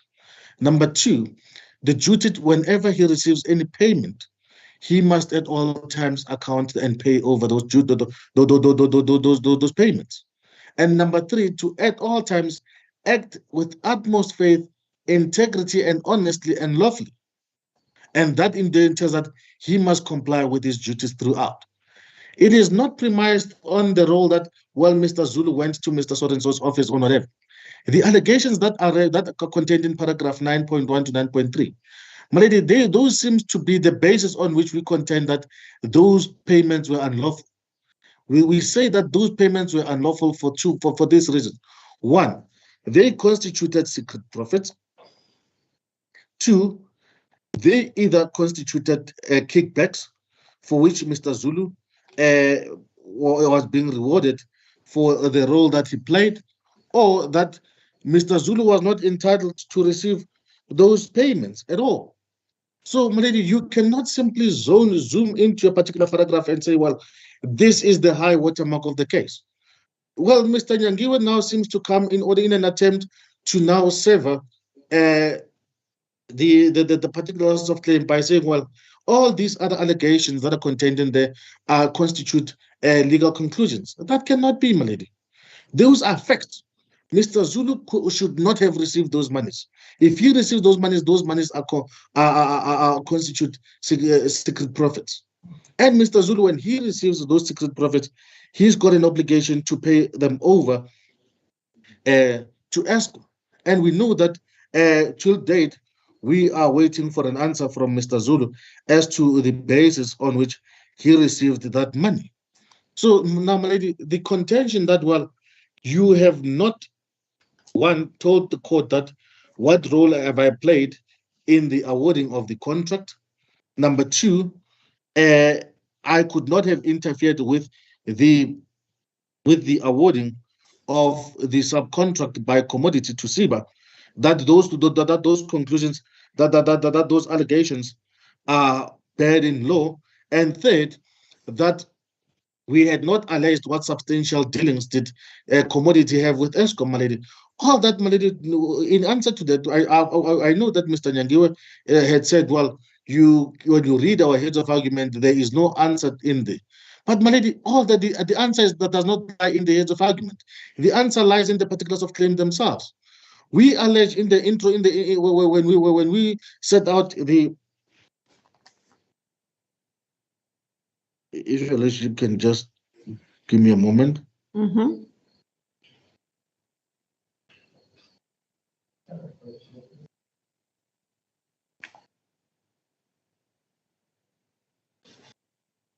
If on paragraph 4.2 of the particulars of claim, we tell you what. Sorry, just one moment. 4.2. 4.2 of the particulars of claim. We tell your ladyship what was the relationship and which are the business dealings between ESCOM and commodity. And those business dealings relate to a coal transportation contract. That's a business dealing. Now, for one to come and say, well, those are not alleged, my lady, we submit that cannot be correct. But, my lady, the further basis on which we say that, so, my lady, just to sum up on the first point, that we submit, my lady, that when your ladyship interprets the particulars of claim, your ladyship will submit that, would find that there is a case made out against Mr. Zulu. And we all repeat, the case made out against Mr. Zulu is not that he played that he breached the supply chain policies of ESCOM, but that he breached his own employment contract and statutory duties that flowed from his employment contract. But furthermore, my lady, even if one was to disregard paragraph 9.3.2, my lady, we submit that still the particulars of claim would disclose a cause of action, because one, we say that those payments were unlawfully received in that, amongst others, they constituted secret profits. Two, Mr. Zulu was not entitled to receive such profits. And then three, Mr. Zulu failed to act with utmost good faith, trust, and integrity. Four, Mr. Zulu acted in a manner that involved a conflict of interest. And number five, that he failed to disclose or account to ESCOM and to pay over those. So even if you were to disregard that paragraph on its own, we submit that the particulars of, we say this without considering that there's any merit in the attack on the premise of that. But we submit that for you to determine that, you must reinterpret the entire particulars of claim in its totality, as opposed to what is being attempted to be done by the first defendant, as to zooming into a particular paragraph and then make all this technical arguments. So, my lady, we submit that first that there is no merit in that. But the further point, my lady, is we've told you in the when we outlined the principles that even matters which can be compensated by evidence. Your leadership, if your leadership believes that, well, this allegation can be supported by evidence or by a request for further particulars, then, my lady, your leadership should, on account thereof, refuse to grant to uphold the exception. Now, what that means that, my lady, if Mr. Zulu is of the view that he will be embarrassed as it is alleged, then Mr. Zulu is open to either request further particulars in terms of the rules, which is entitled to and which has not availed himself to. Two, to either deny and put ESCOM to put the plaintiffs to prove thereof, which then the plaintiffs would have to lead evidence, which will have an opportunity to challenge at the end of the trial. So, my lady, we submit that for those reasons, my lady, the complaints that have been put forward on behalf of the first defendant, my lady, have got no merit. But may I also, my lady, whilst at this junction, address a matter which is quite important.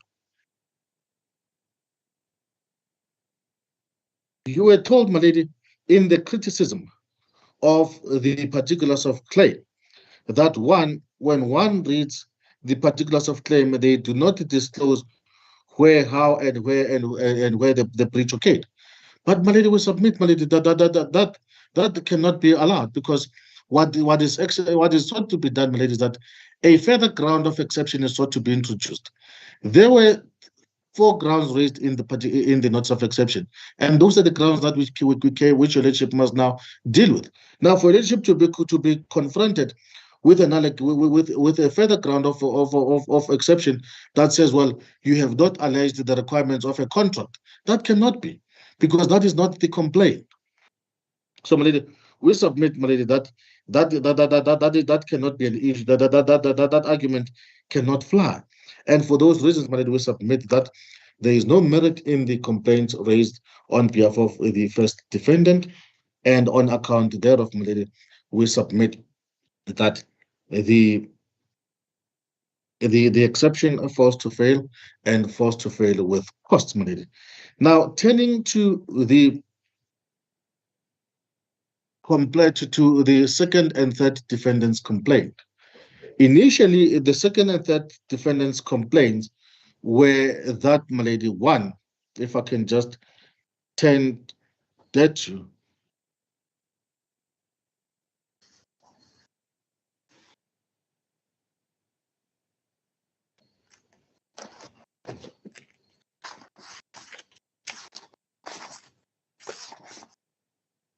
They were, my lady, on that the particulars of claim do not disclose a cause of action in 3 respects.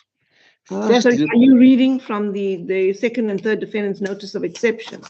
Yes, at paragraph 2. Okay, yes. At paragraph 2, well, it is said that, well, it is not alleged on what basis. First is that there is no cause of action entitling ESCOM to the payments made by them to Zulu for 2 reasons. One, that we do not allege on what basis Zulu breached his duties by receiving payments. 2, we do not state the loss that ESCOM allegedly suffered as a result of the payments made by Zulu. And the second ground, my lady, was that we do not establish the basis for the contractor's joint and several liability to ESCOM, in that we do not state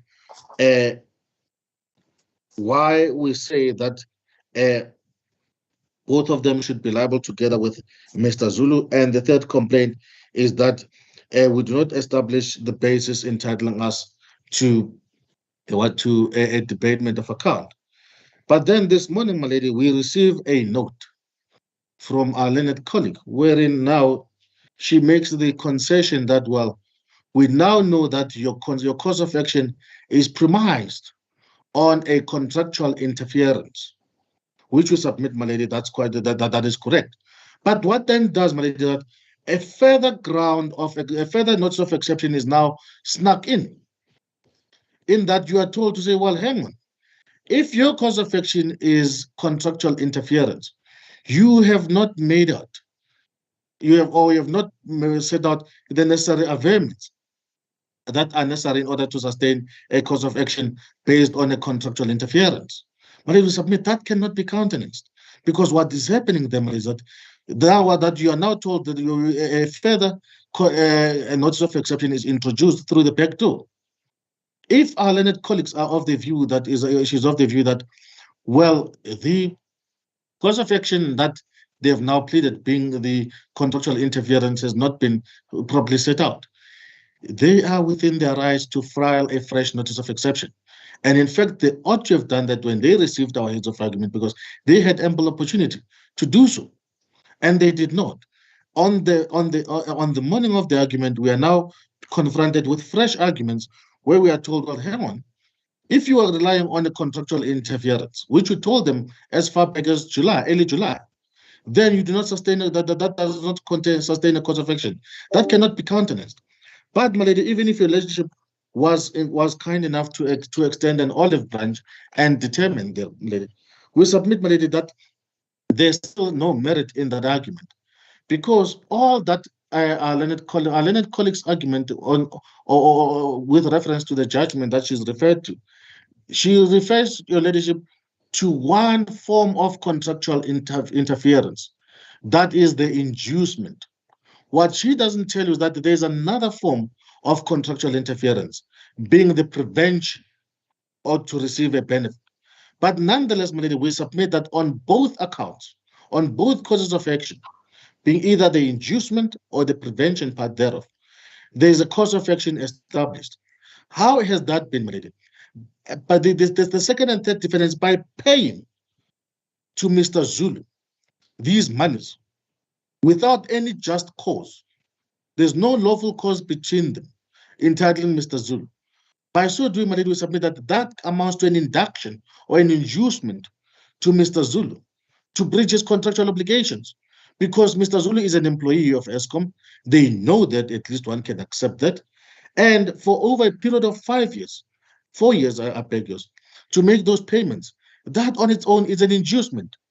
If those monies were a form of a gratuity to Mr. Zulu or to Eskom for the business that they received, then those business money, those gratuities are due to Eskom. It's not Mr. Zulu, because it is not Mr. Zulu who offered them a contract. It is Eskom who offered them a contract. And that money, therefore, by paying to Mr. Zulu, by making payments to Mr. Zulu without any just cause or lawful basis, they did the following. One, they induced Mr. Zulu to breach his contract. Two, they prevented Eskom from receiving benefits through which they were entitled to, because Mr. Zulu was enjoined in terms of his duties to account and pay over any benefits which he received through his position. And we know, that these payments were received during Mr. Zulu's tenure at Eskom. So, we submit that, for those reasons, a cause of action is sustained. So, we submit that there's still no merit in that argument. Now, turning to the further argument that to say we have not alleged any loss that Eskom suffered. Give me a moment. I'm just finishing that last point.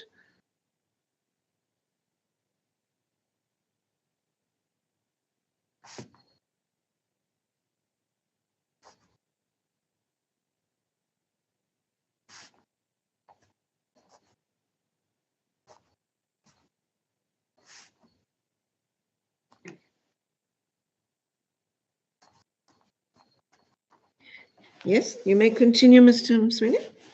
Thank you, Malady. Now, turning to the question of whether or not the loss that Eskom has suffered has been pleaded, Malady, we submit that it is clear that on the reading of the particulars of claim, your leadership, and when your leadership interprets it, your leadership should find that Eskom's loss has been pleaded. Why do we say that? We say that, one, whenever Mr. Zulu would receive any payment, be it a benefit or any form, Zulu must pay that over to Eskom. That's where Eskom's entitlement to the monies come from the fact that Mr. Zulu is not entitled to receive them, and that Mr. Zulu is enjoined to account and pay over to Eskom.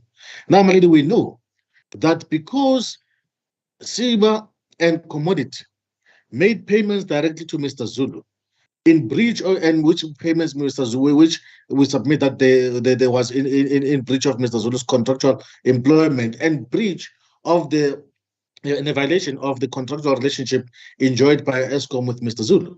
Then, therefore, by making payments to Mr. Zulu of those gratuities, my lady, which gratuities we submit ought to have been paid over to Eskom. That's where Eskom's loss is, because Eskom is now left out of Mr. Zulu has now benefited, has now received a benefit which ought to have been due to Eskom. That's where Eskom's loss is, my lady. So we submit, my lady, that we do not have to now come out and say that, well, as a result, Eskom suffered loss. Loss is patently clear. Where there was an obligation to account and pay over to Eskom any payments received, and those payments were not made, then it follows, my lady, that Eskom had suffered a loss. So we submit, my lady, that is patently clear from the particulars of claim. Now, insofar as the debatement of account, my lady, we submit, my lady, that what that does, my lady, it's a consequence of the breach, interference with the contractual breach between Eskom and Zulu, where, my lady, where they continuously made payments, which payments are only known by them and Mr. Zulu.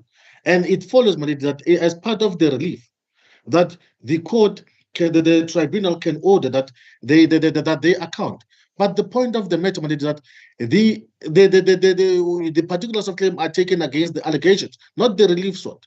We are now told that, well, the relief sought is not supported by the facts, but that cannot be, because the facts say that you interfered with the contractual relationship, and as a result, by making payments, therefore, own up, and tell us how many more payments have you made to Mr. Zulu in breach of the contractual relationship enjoyed by Eskom with Mr. Zulu. So, my lady, we submit, my lady, that there is no merit in any of the grounds raised by both the first as well as the second and third defendants, my lady, and that these exceptions amount to merely a delaying tactic, my lady. And we submit that cannot be counted. And so, for those reasons, my lady, we submit that all the exceptions fall to fail. Now, my lady, turning to the question of the relief. Just give me one moment. Both. Sorry, just give me a moment.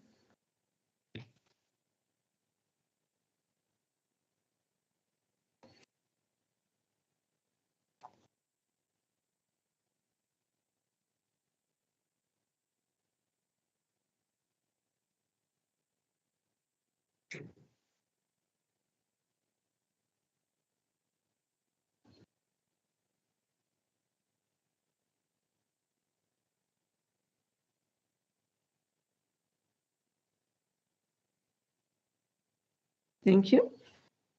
Coming to the question of the remedy, we submit, my lady, that as the first prize, your leadership should dismiss the exceptions and do so with costs. But however, assume that your leadership... Sorry, you broke up. You said you must dismiss the exceptions and do what? With costs. Oh. But then, assuming that your leadership, for some reason, is persuaded on one or more grounds of which have been advanced by both my learned colleagues, to find that there are no averments to sustain whatever, or to sustain a cause of action as a result of a want in the particularity of those of the particular paragraph in the particulars of claim. Our learned colleagues have sought to persuade your leadership that your leadership must dismiss the action. That must dismiss the action, because by upholding the exception, and the only consequence that your leadership must then dismiss the action. One, my lady, then that presupposes that your leadership would have determined the merits of the matter, and that cannot be. But we submit, my lady, that as the proper remedy, your leadership should afford the plaintiffs, my lady, an opportunity to amend their particulars of claim in order to deal with the complaints that have been identified, which your leadership would have identified as having merit. By allowing the plaintiffs an opportunity to amend the particulars of claim, Malid. So we submit, then that would be the appropriate remedy in the circumstances, Malid, as opposed to dismissing the action and now with the plaintiffs having to reinstitute the particulars of claim, where there's already an action pending before court, where already the complaints are not so material, and we submit that which complaints, Malid, we submit if there are any, and in which there's any merit, then those complaints, Malidi, can only be cured with an amendment. We say this without conceding that there's merit in any of the complaints that have been raised by our learned colleagues, Malidi. So those would be our submissions insofar as the exceptions are concerned, Malidi.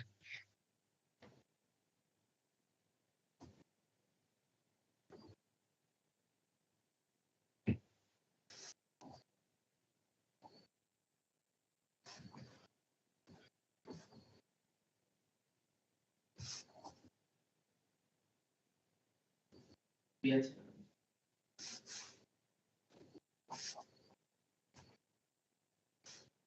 Thank you, Mr. Sweeney. Right, Mr. Nyangiwe, reply shortly, brief reply. Thank you, Milady. Can you see me? I can't. I haven't been able to see you all afternoon. Yeah, Milady, can you see me now? No. Is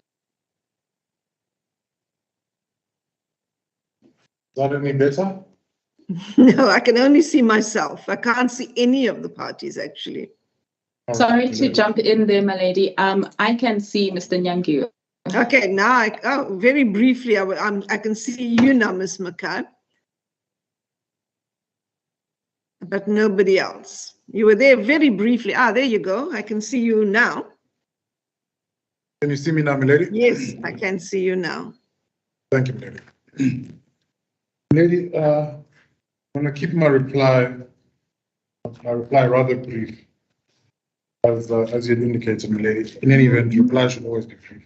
Yes. But in my reply, I'm going to have to start at the beginning, which is in the rules. If I may just go to Rule 18.4, so we can just get the principles right. This is now the uniform rules, I'm taking it. The uniform rules, indeed, where we're told that in terms of the tribunal rules, can refer to the uniform rules. Rule 18.4, the object of pleadings is to define the issues, to enable the other party to know what case he has to meet. Now, there's been submissions by my learned friend which relate to secret profits, and then submissions that relate to losses and damages and contracts, periods from 2016, 2019. So the cause of action seems to be really transcending those three branches of law. It's either in contract, it's either in delict, or it's in the sui generis aspect of secret profit. That is just from listening to my learned friend addressing the court and defending the pleading. The pleading is clearly acceptable, milady. There's no running away from that. It makes absolutely no sense. So I would firstly submit that it violates Rule 18.4 in that none of the parties, including my learned friend for the plaintiffs, know what the pleading is about, know what it seeks to define. If we go further into the commentary, milady, we would know that we've already addressed this point. Material facts, but not mere evidence, must be pleaded. In addition to the material facts, the pleader must set out the conclusions of law drawn from which would flow from the pleaded facts. These must be kept separate from the facts. So we know where the conclusions are. Those are in the relief. The relief source, that's the conclusion. Where are the facts? My learned friend makes a reference to 9.3.2 and says that's where the facts are.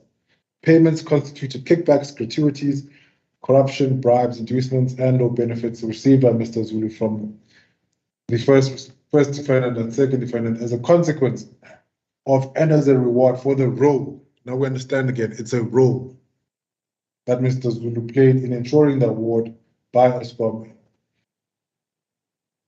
of business annual contracts to the first defendant, and for ensuring that the second defendant is awarded a subcontract. So he played a role. That's what we're told. But what kind of a role? Now, when my learned friends said we're introducing new grounds of exception in what the contract that they haven't made out a contract is correct. They haven't made out the terms for a contract. But beyond that, they haven't even told us what role he played. He doesn't deny that Eskom actually has bid adjudication committees, independent committees that award tenders.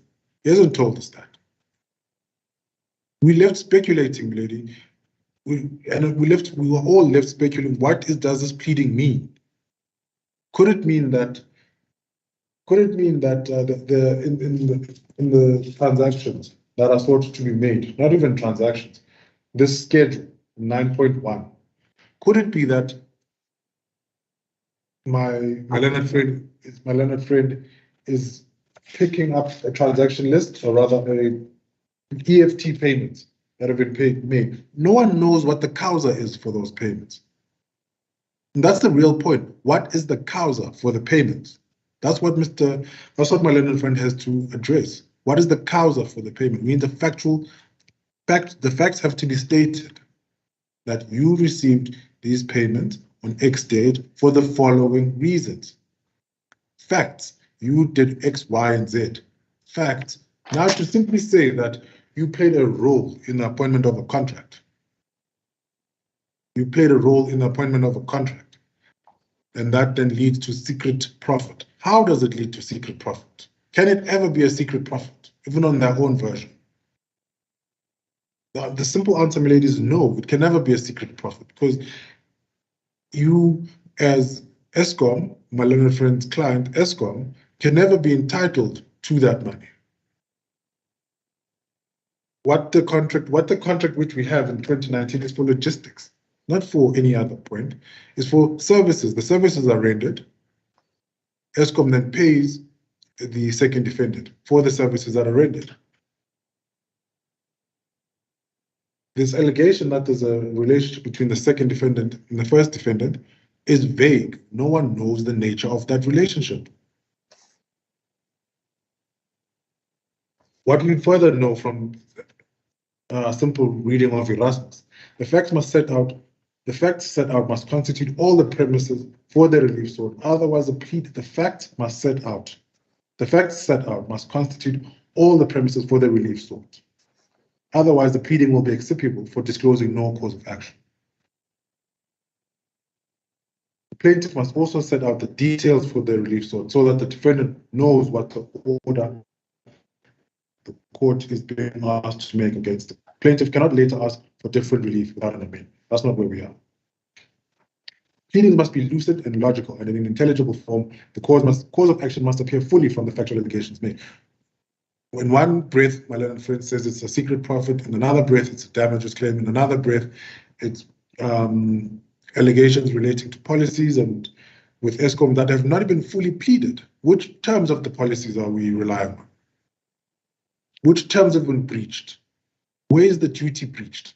None of that is made. None of that is made. My learned friend will probably come back and say that's a new ground of exception. That is just how vague the particulars are. That's just on an introductory remark. And I wish to conclude this point, milady. This excerpt is from a judgment of this tribunal by Her Ladyship Justice Modiba, who states as follows: in trial proceedings, triable issues are set out in the pleadings. There are no triable issues here.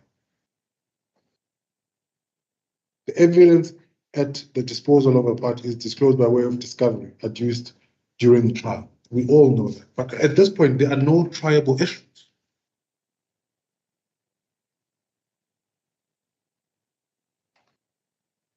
Which judgment is that? One moment, my lady. If I may just open my computer.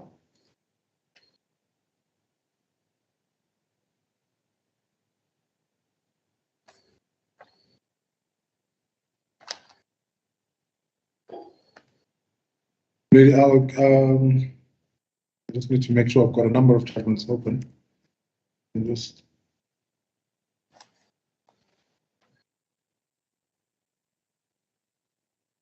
but at this point, I just wish to state what in paragraph 16 of another judgment.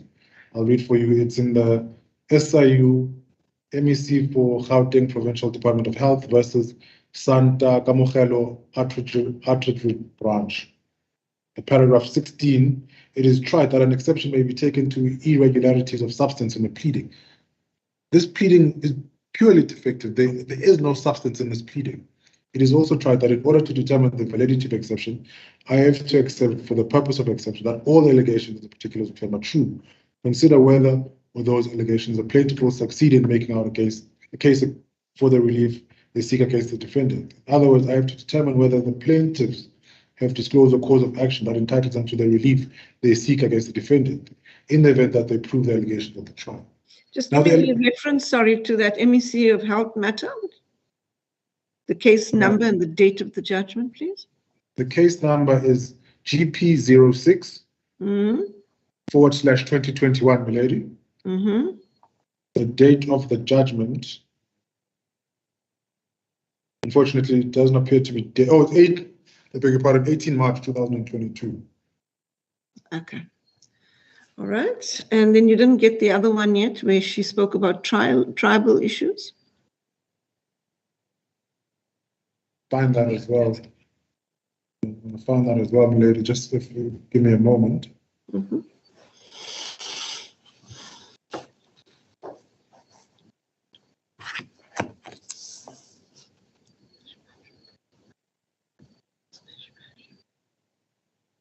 But in any event, milady, I'll have to find that for you during my learned friend's address and reply. My learned friend then says, my learned friend lady then says, if the defendants have got a right in terms of request for further particulars. I'm not sure if my learned friend is speaking to a request for further particulars for trial. That's where we can try and amend and seek clarity. The way I understand it, request further particulars are no longer allowed for purposes of pleading. They're only in terms of for trial. And then we're told that we are misconstruing what is stated in 9.3.2. We're isolating and reading it with severing it from the rest of the pleading. I need to go back. I think that point needs to be made. The heads of argument themselves tell us we must look at paragraph 9. At 9.3. The payments as set out were made and received unlawfully. What's the basis for the unlawfulness? The basis for the unlawfulness is found in 9.3.2, in that he played a role. How did he have a role? When there's a whole system, and framework of Eskom on the awarding of tenders. How did he have a role? Then further told he had a role because then he obtained secret profits. That's all unintelligible. None of it is able. We are not able to make any sense of that. Secret profits, milady. We've referred to secret profits earlier in my address. Secret profits relate to a transaction. Eskom was then going to receive some or other benefit from that transaction. Yes, Eskom received a benefit, and that services were rendered. Were they going to get any profits from that, from a services arrangement? We're not told how they were going to get a profit. How was Eskom entitled to the money that is alleged to have been paid to the first defendant? How are they entitled? The pleading is silent on that. But we're told it's a secret profit. In another breath, we're told it's a delict. It's a loss. How is it a loss? It's a loss because the policies have been breached. Which policies? Which provisions of the policies are breached? None of that's pleaded. None of that's pleaded. What you get, milady, what you get, I believe it's in paragraph 6. Just a minute.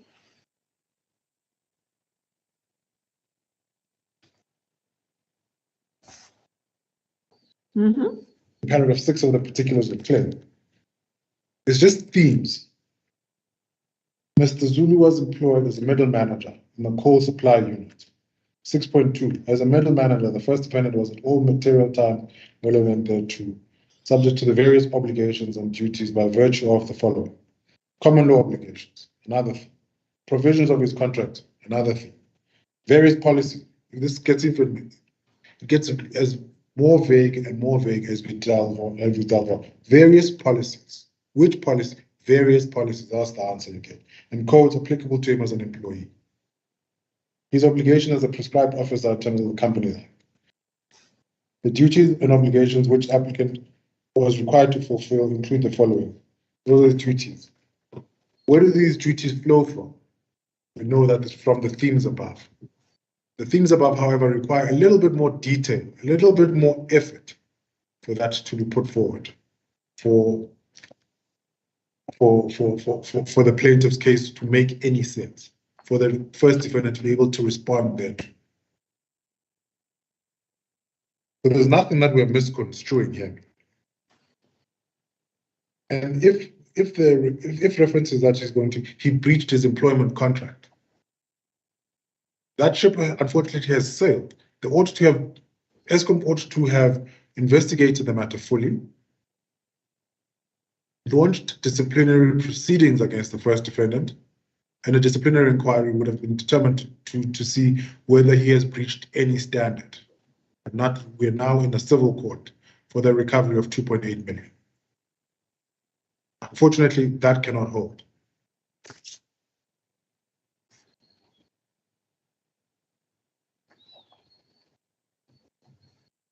That then leaves another point, milady, which is the basis for the receipt of the money. The basis for the receipt of the money is pleaded in 9.3.2, which is the role. Just a minute. It's the role.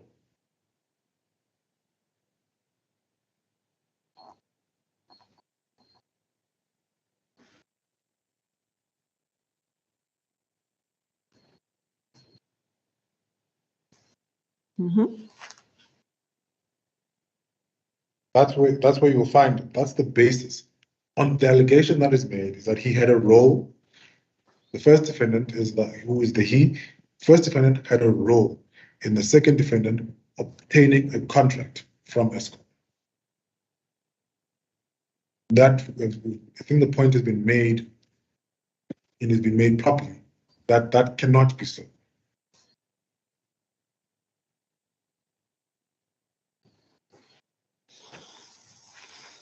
Further, milady, we told that we know that it's an amount of 2.8. We told now it's due to ESCOM. How is it due to ESCOM? What's the link? What's the nexus, the causal nexus between 2.8 million and ESCOM? How is it due to ESCOM? There's no causa that's been put out in any of the paragraphs in the particulars of the claim. It's silent. And then we told that there's been some interference in the awarding of contract. How is that done? Again, unfortunately, milady, the plaintiffs speak in conclusions. They don't speak in any detail to lead up to a conclusion. They just go to the conclusion. And that in its own, milady, proves that the pleading is excipiable, because there's no cause of action that has been established. Now, milady, my learned friend then makes the point that the relief that you ought to grant, and he makes the classic submission that it's not a concession, but this is what you should make. It says they should be allowed to make an amendment, and that's fine, milady. They should be allowed to make an amendment, and we accept that that is actually a concession. But really, milady, if my learned friend persists with the pleading as it currently stands, which we accept as he must, because that's what the pleading says. This is a case for secret profits.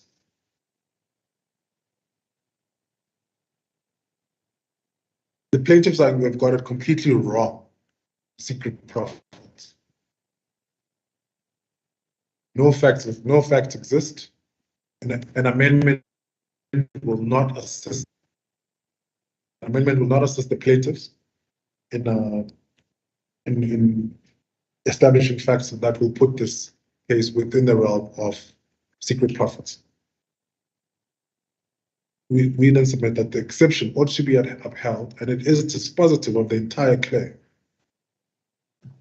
Court is not necessarily prejudging the merits. It is purely looking at the pleading as it stands, applying the facts as they're put out in the law, the factual requirements. This is how it was taught to me in pupillage. Cause of action, we use delict as an example, is made up of, in law school, they said it's 6 elements. It's an act, conduct, which is wrongful, which causes harm. The causation can break it up. Factual and legal, and then the 6th one must be an act or an omission. Those are the facts that you need to establish to make out a delict. If none of the facts exist, it can never be a delict, and you can amend your pleading however you wish. It will never be a delict. In this case, for a secret profit, there needs to be a transaction. There needs to be a profit that was going to go to Eskom, and that transaction was secretly withheld by my client. Now, there is no transaction where Eskom was entitled to profits or any monies from the 2nd or 3rd defendants, none. Eskom was, in terms of the contract, what we understand by services, ought to pay the 2nd defendant. That's all they have to do for services rendered. The 2nd defendant ought to render the services. It's a basic contract. That's all it is. No secret profits to be made. There's nothing else that's there.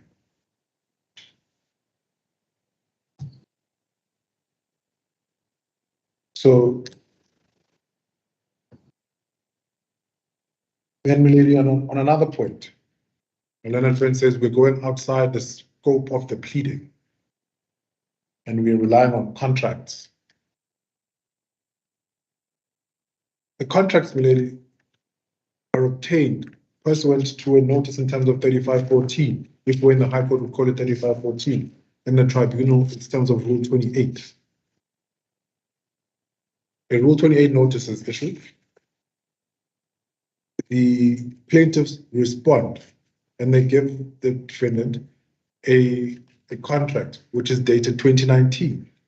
The pleading in itself, if I may refer you to 4.2, says, my learned friend also says that the dealings is a holder of a coal transportation contract. That's when he was trying to emphasize the dealings. And that's when we also say 4.2 refers to a contract. So give us the contract.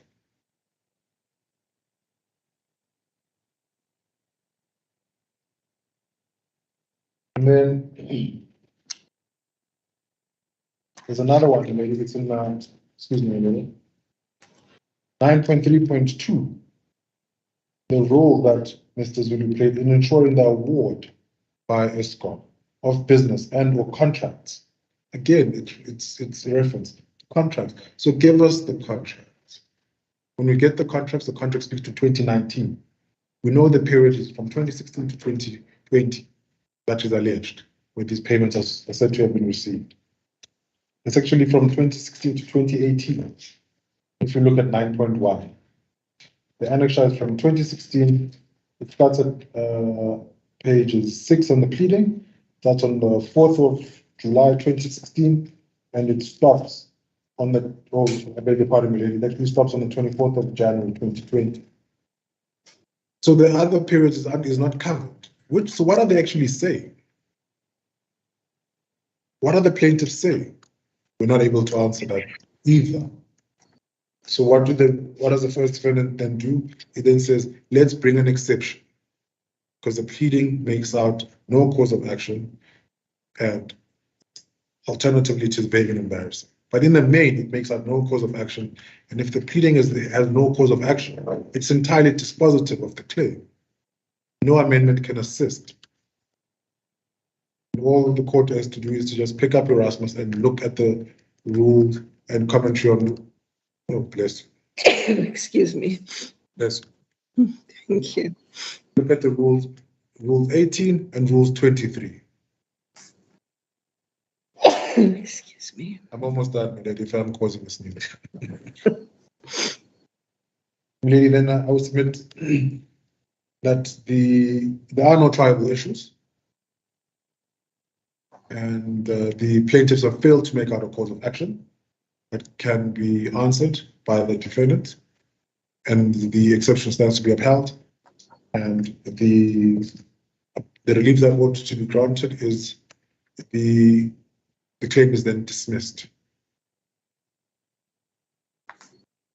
Lady, may I then now take another moment just to confer with my attorney and client? Certainly. Yes, you may.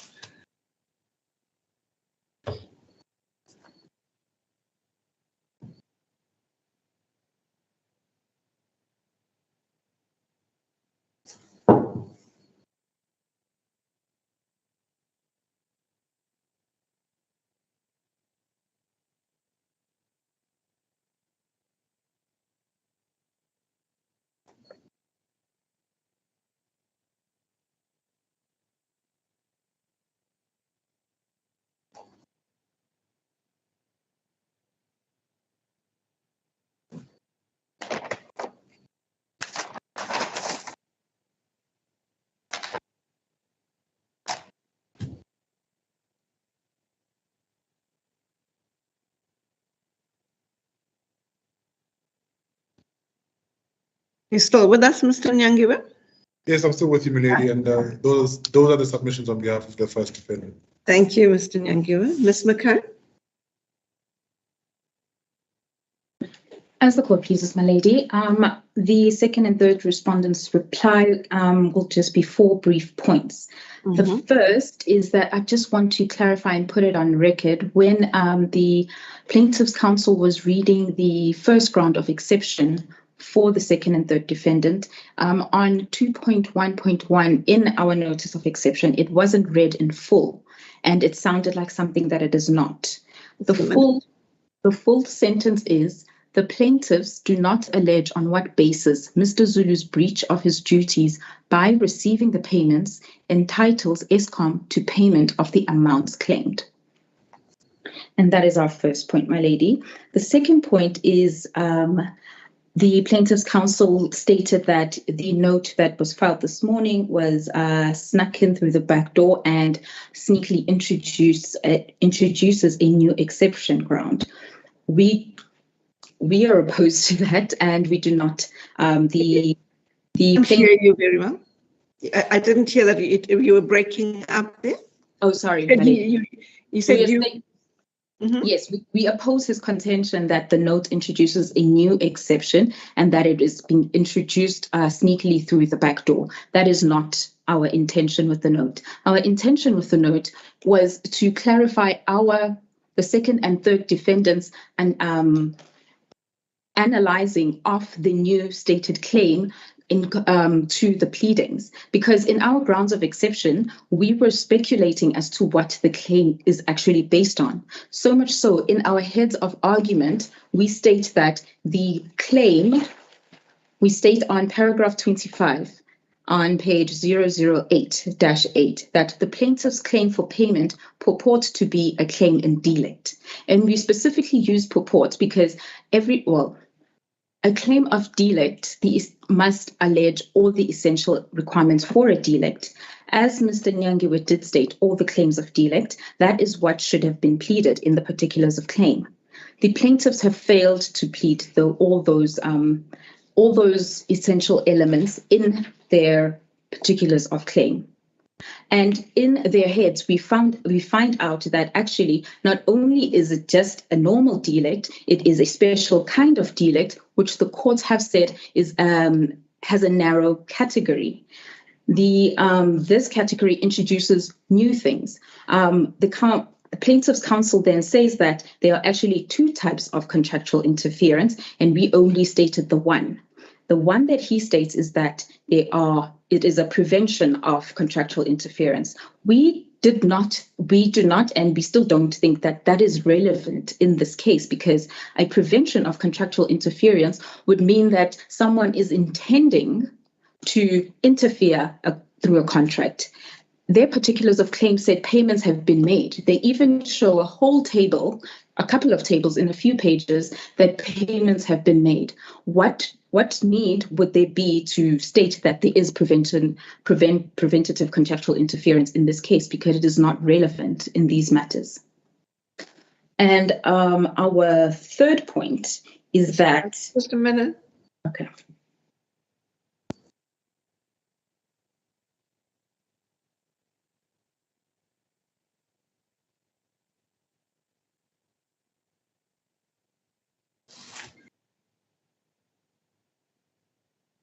Yes, thank you. So the third point. Sorry, to reiterate the ending of the second point is that the new note does not introduce a new ground of exception, that the prevention of contractual interference that the counsel alleged is not relevant in the current matter.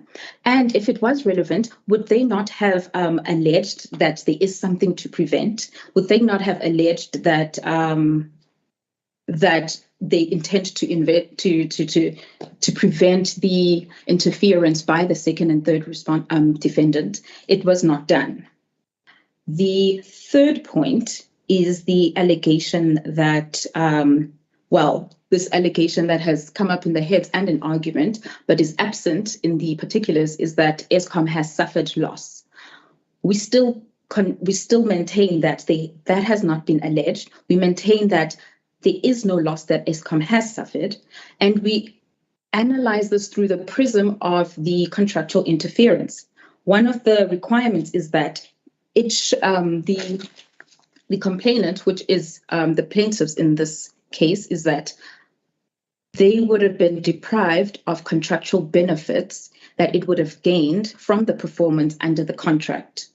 If we take this to the facts, if the second and third respondent had not interfered in the contract, and if Mr. Zulu had not received these monies, would there be a benefit to Eskom in the amount of 2.8 million? That has not been answered, and we submit that the answer would be no.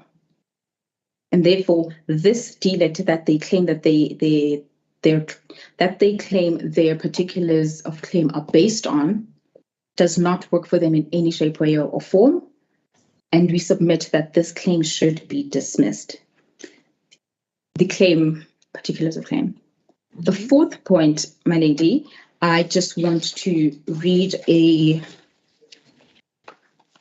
judgment that we quoted on our heads. Is on 008-7 in paragraph 22.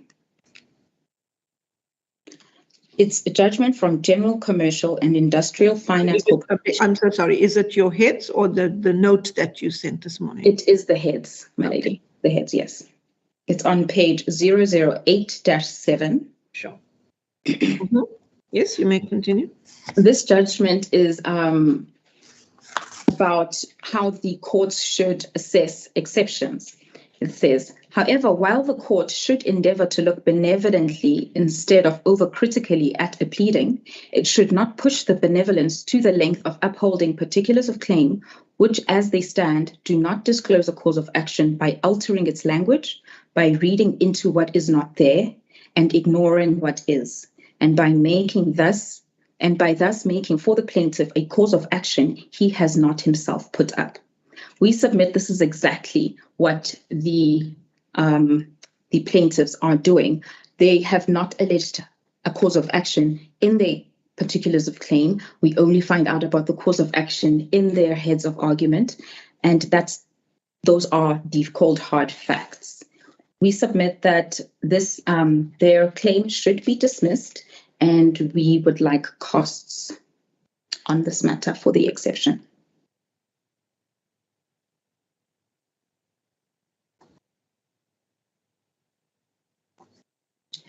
My lady, can I just ask my attorney if there are any more submissions they'd like me to make? Thank you.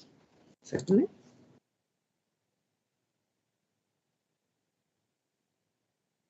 If I may, at this point, the reference I was referring to is a judgment by this tribunal. It's in case number GP/20. Sorry, I just want to get to the place. Just give me a moment.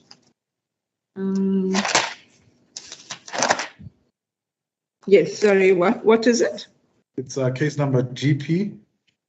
Yes. /20. /2020. 2020, yes. SIU versus Hlatshwayo. It's a judgment by Her Ladyship Miss Justice Madiba. Okay. And the reference is on paragraph 41. Thank you, Mr. Nyangeni. Please, my lady. My lady, these are the finality of the second and third defendants' submissions. Thank you, Ms. McCann. As the court pleases. All right, that is a lot for the court to consider. And I need a bit of time to consider all your various submissions and new notes that have been filed today, which seem to become relevant. I will reserve judgment in this matter. As the court pleases. Thank you. Thank you then for your efforts and for making all your submissions today. I think we can now adjourn. Thank you.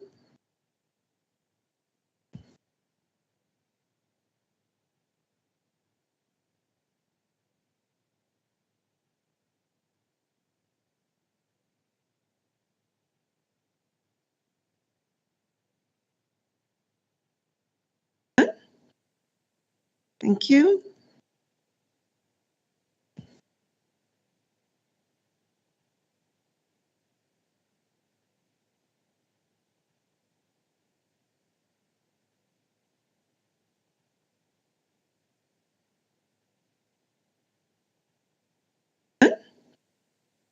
Thank you.